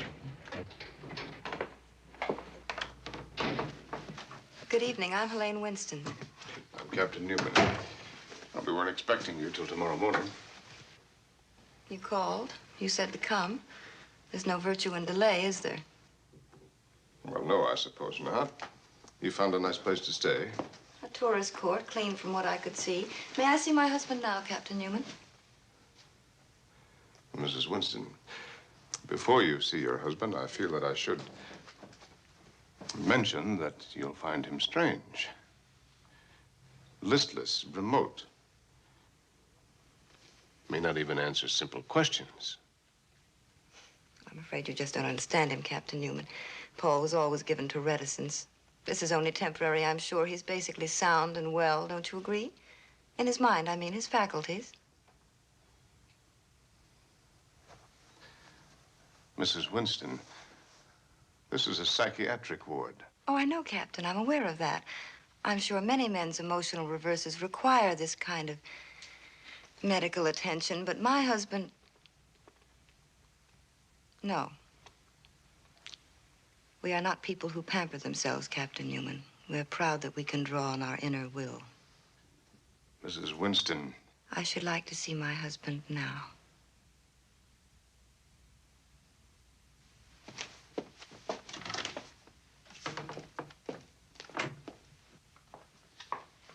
Mrs. Winston, Lieutenant Coram. The ward itself is beyond that door, but we thought you'd prefer to see your husband in here.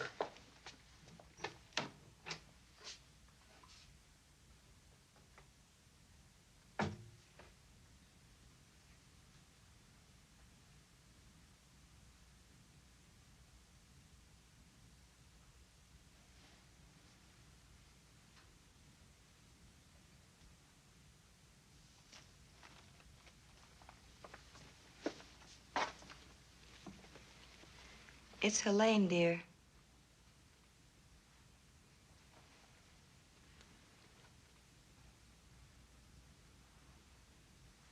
Aren't you going to ask me to sit down?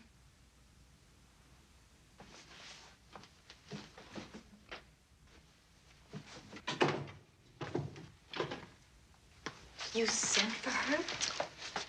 But didn't General Snowden? I sent for her because he wasn't responding to anything else. I had reason to believe he'd respond to her, but how could he? She strolls in and asks for a seat.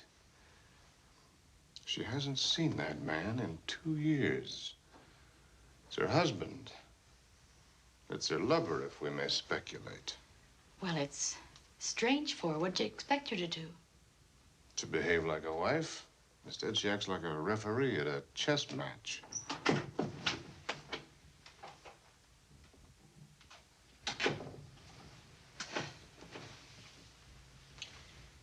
He says he's tired. Very tired. I really shouldn't have come this late. I'll take him back to his room. He'll feel better in the morning. Good night. I'll give you a lift.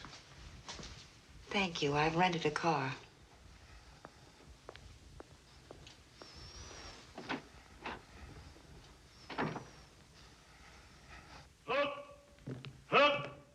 Hut, 2, 3, 4.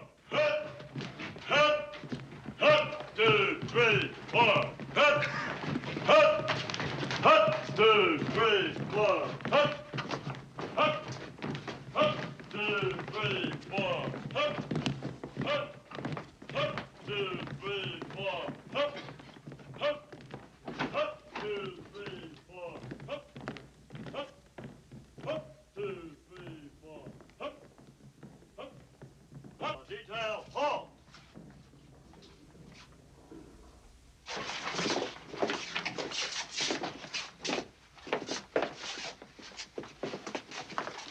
Package of goodies for you, Newman. Compliments of the CO.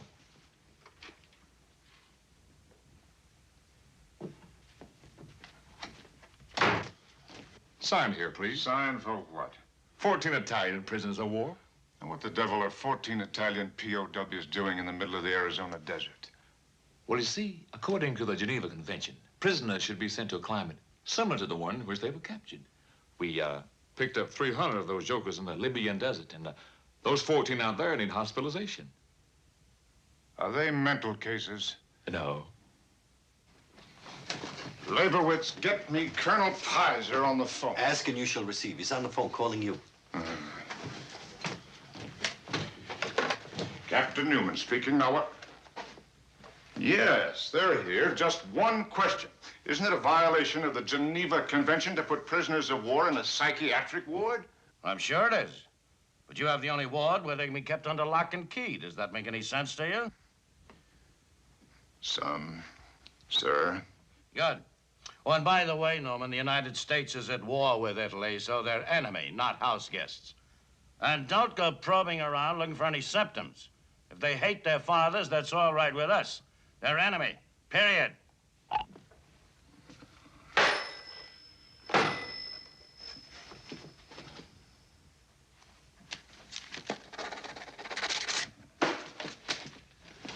Leibowitz. Yeah, Doc. Take this bunch into the ward. Have Blodgett check them in after they've been showered. Sure, Doc. Attenzione! Buongiorno. Silenzio. Nel nome del capitano Newman vi saluto. A via Guro al quadrato 7. Comportatevi bene e nessuno sarà punito. You see, in the neighborhood I came from, you had to know at least 6 different languages in order to do business. Allineatevi tutti. Pronta destra. Avanti, marcio. 1, 2, 3. 1, 2, 3. Va bene, ragazzi. me there. No. And New Jersey. New Jersey. America. Ah, sì, oh, America. America. Sì, sì. Certo, perfetto. Ah, sì, sì, grazie. Prego, signore.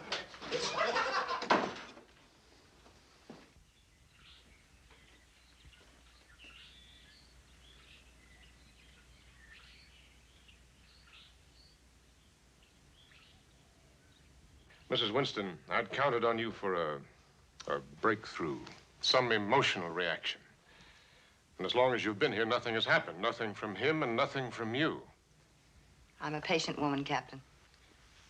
Maybe too patient. I beg your pardon? Mrs. Winston, I hope that you're going to understand. And I don't want to embarrass you. But if your answers will help me to understand, if they'll help Paul, then, of course, that's the most important thing. Of course. What is it that you want to know? The room where you two meet has a chair, and it has a cot, a bed, and it also has a lock. Mrs. Winston, have you ever locked that door? I was not aware, Captain, that you were one of those who read sex into everything. You're his wife. He's a man. Not just now, is it? Well, that's the whole point. What have you done to change that? This is most embarrassing. There is no point in continuing this conversation. Oh, I think that there is if you love him, if you really love him, if you really want to help him. There is nothing in the world that I want more. Then act like a woman to him and not a choir companion. Buy some perfume. Get a nice new dress, something feminine, something flattering. You mean erotic, don't you? Why not? I am hardly the kind of woman who can be expected to act like a prostitute. Good night, Captain.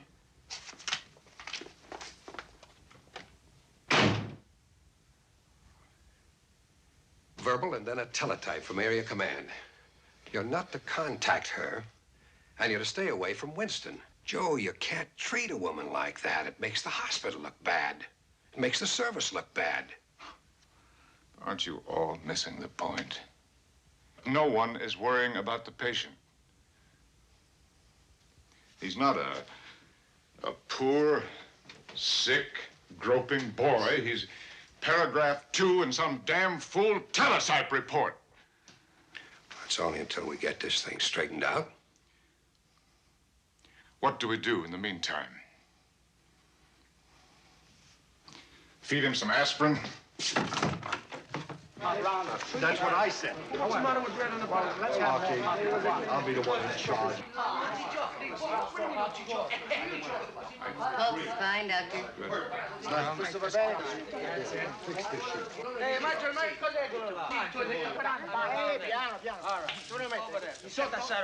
Right.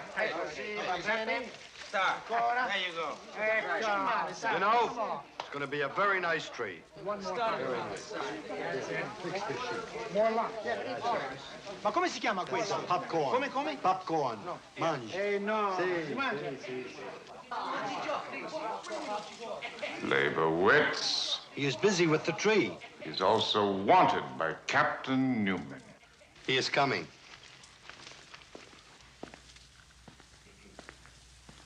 Leibowitz, I gave you $3, and you also got $1 from every other orderly and from every patient, so that Ward 7 could have a tree to match the big one that Colonel Pizer put in the rec hall. Correct.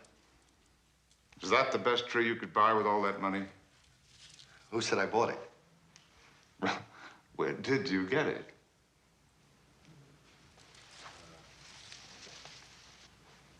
From another tree. From another... What tree? Where? Leibowitz, is there some connection between this tree and Colonel Pizer's tree in the rec hall? You better sit down. I stay mad better standing up. You look like Captain Blanc. Quit the stalling now. Just tell me the whole story. The tree in the rec hall was a good 20 feet high. A guy lying on his back couldn't even see the top. It's really not a very interesting story. I find it a fascinating story. How did you do it? I got a ladder and a saw. I climbed up the ladder. A saw? What kind of a saw? Well, how many types of saws are there? I mean, a saw for sawing. Where did you get it? The ladder or the saw? Saw. The saw. I got it out of surgery. You stole a surgical saw? But I only borrowed. It's already been returned. It's a little bent. Oh, that's nice. There's nothing better for a surgeon, of course, than a bent saw. For crooked patients. He can saw his way around corners. Are you so blasted stupid that you think that Colonel Pizer won't see that his tree has had its top chopped off? But, Captain, if I've done anything, I've improved the appearance of the Colonel's tree. How did you get it out of the wreck hall? Oh, it was terrific. I took it out the back window, through the sheep pen, up the back stairs. No one got a peep at what I was doing. No, not one of the 5,000 blind men on his installation saw you carrying around a 5-foot tree. We didn't carry it. What did you do? I put it in an ambulance. An ambulance? Mm-hmm. Who was the driver? Cushy. Cushy. Cushy Flynn? Mm-hmm. He's a wonderful driver. Cushy Flynn is a patient. But that's the reason I chose him. I could always claim he was off his head when he stole the ambulance. Then Gavoni told me that we would... Gavoni? Yes, Gavoni. He was in charge of the stretcher. The what? The stretcher. We put the tree on the stretcher. You would never think it was a tree. Why not? Did you dress it in a uniform? Oh, no. We covered it with a blanket. You would be the first one to swear it looked exactly like a corpse. You may go. Thank you. No, wait. Excuse me for asking so hostile a question, but since you didn't spend 1 red cent on that noble tree, which you wrapped in a blanket and conveyed in an ambulance, what did you do with all the money? The money I saved by not buying a crummy tree went for presents. For my patients.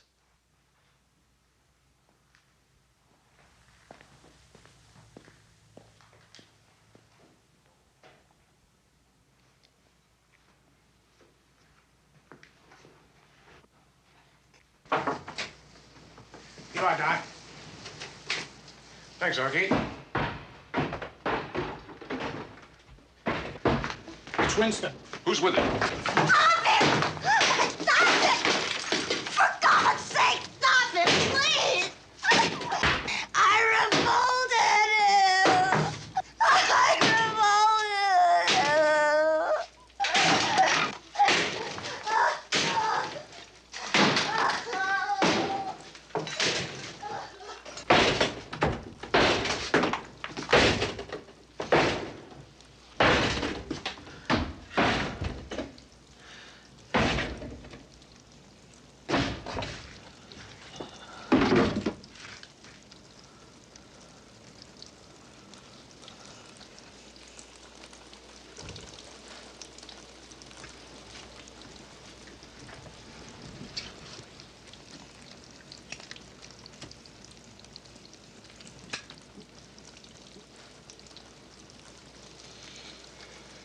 Have a smoke, Paul.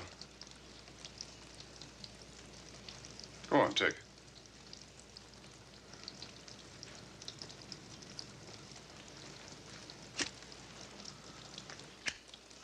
Now, you've raised quite a rumpus in here.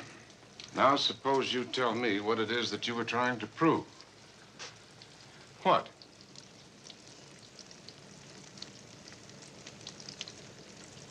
Want her to go away. Why, Paul? Why? Go back to room now, hide. No. You turned that room of yours into another cellar. You're out of the cellar now. What? Cellar? No. No. What happened in the cellar, Paul? Don't remember. You do. You will. Thirsty. Later, what happened in the cellar? Nothing. You were in there for 13 months, and nothing happened? You were never in any danger. You were always safe in there. Go to hell! Is that what's tearing you apart? That you were safe in there? That is it, isn't it? No more war, no more flights, no flak, no danger. Yes, yes, yes. It was deep, dark, safe.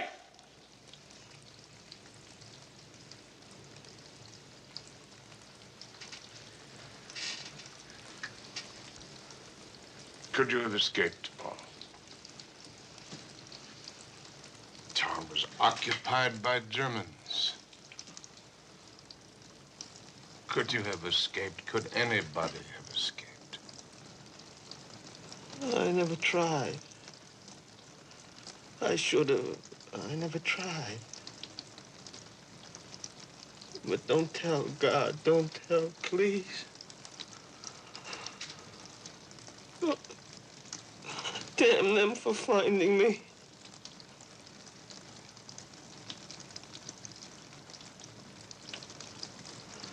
I don't want to hurt her. She mustn't know. Don't you understand? She mustn't know. I was a coward.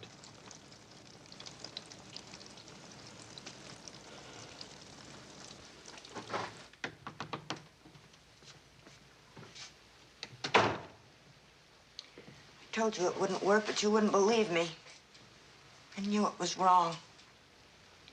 Wrong. Mrs. Winston, I want you to go in there and see Paul. Now. Another experiment. Hasn't he been through enough? Hasn't he suffered enough? No, not by his standards. You see, he's a Winston. And? Fear is a normal thing in ordinary men. It's something else in a Winston. It's cowardice. Paul couldn't be a coward. He's never done a shameful thing in his life. No. But he thinks that he has. That's the whole point. That's why you have to go in there. You saw the anguish on his face. The hatred.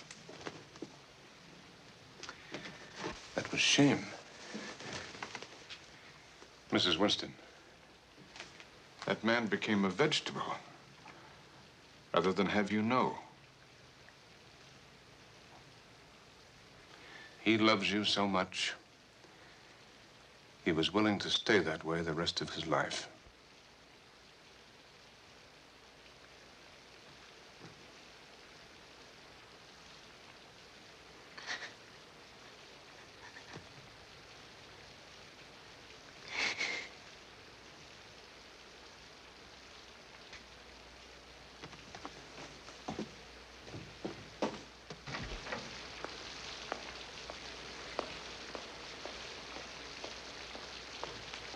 How is it possible? They didn't know each other at all. Well, maybe we could all use a new language.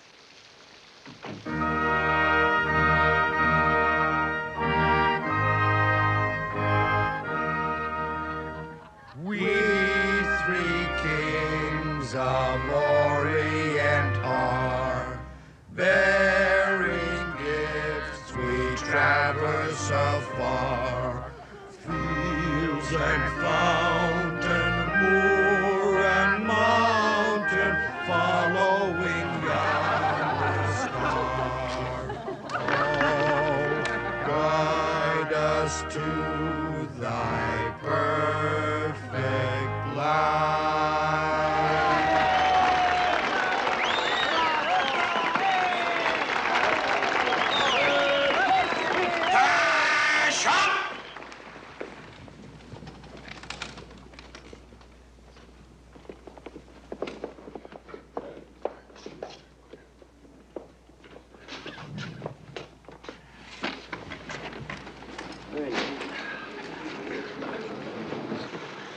Edgar, that's a perfectly lovely tree. Oh, thank you, my dear.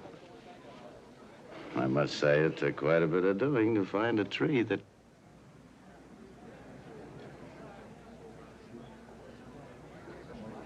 Uh-oh.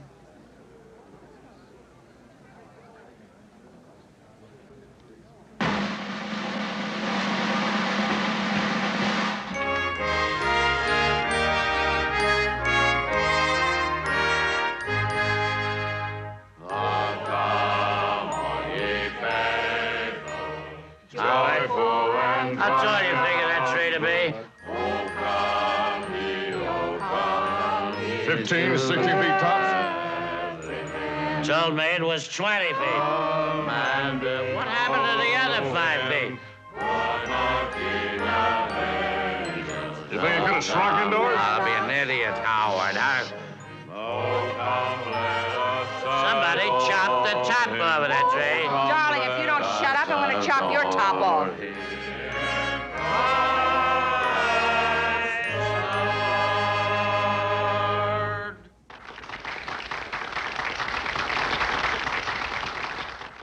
Now we bring you a number by the Caroling Carusos, led by Major Alfredo Fortuno, and produced under the supervision of Corporal Jackson Leibowitz.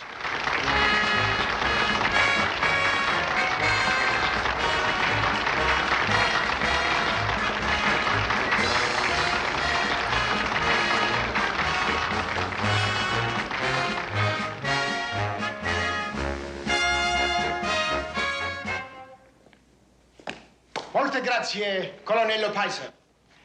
Officers, medici, and the beautiful signore.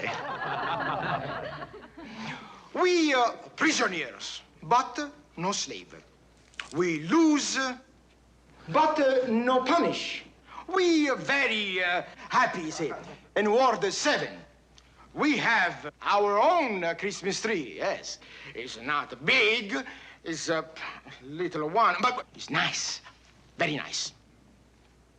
We are Italiani, but hooray, America!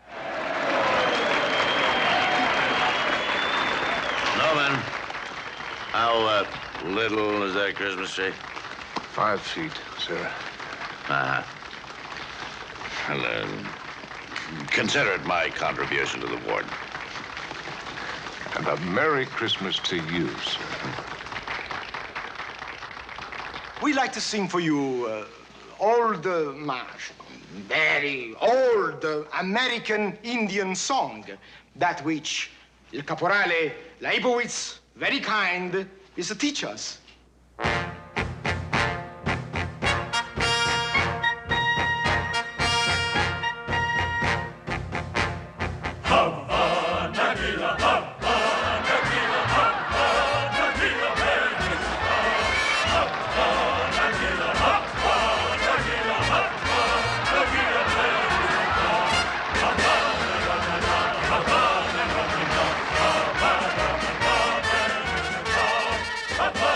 That's Hebrew, isn't it?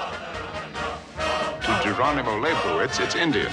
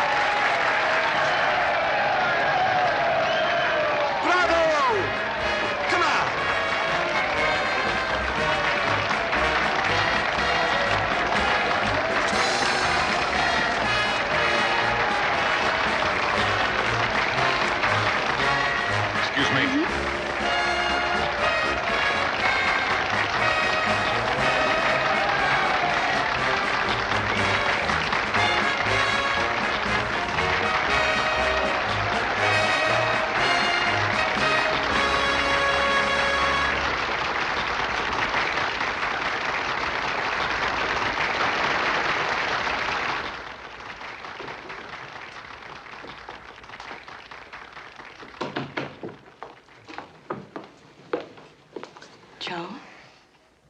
That's little Jim. Oh, no.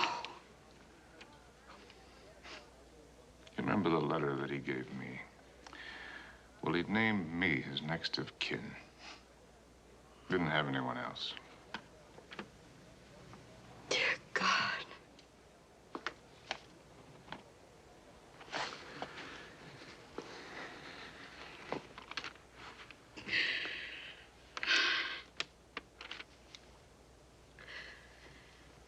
all so hopeless, Joe. You said it yourself. We cure them, make them strong, so they can go out and get killed. And you've been through this time and again, haven't you? Knowing it's all so meaningless.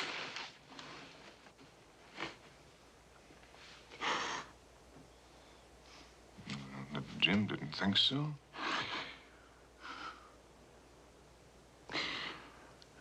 In the letter, he thanked us for saving him. Back on the ball again, he said. I'm not a nobody going nowhere. No, he found some meaning, Nancy. Man's need to matter and have it make some difference that he lived at all.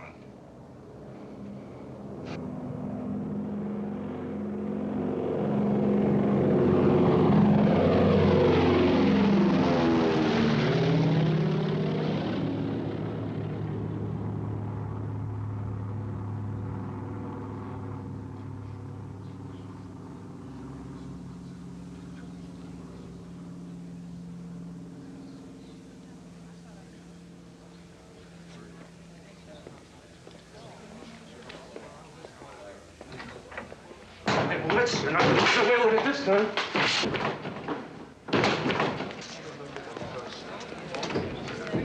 All right. Where is it? Cavoni. Where is it? Doc, take care of him. He needs help. Cavoni. Not only my sister's package, but all the presents my family sent me. I gotta kill him. I gotta kill him. Cavoni, it's Christmas. Well, then right after Christmas. Oh, everybody say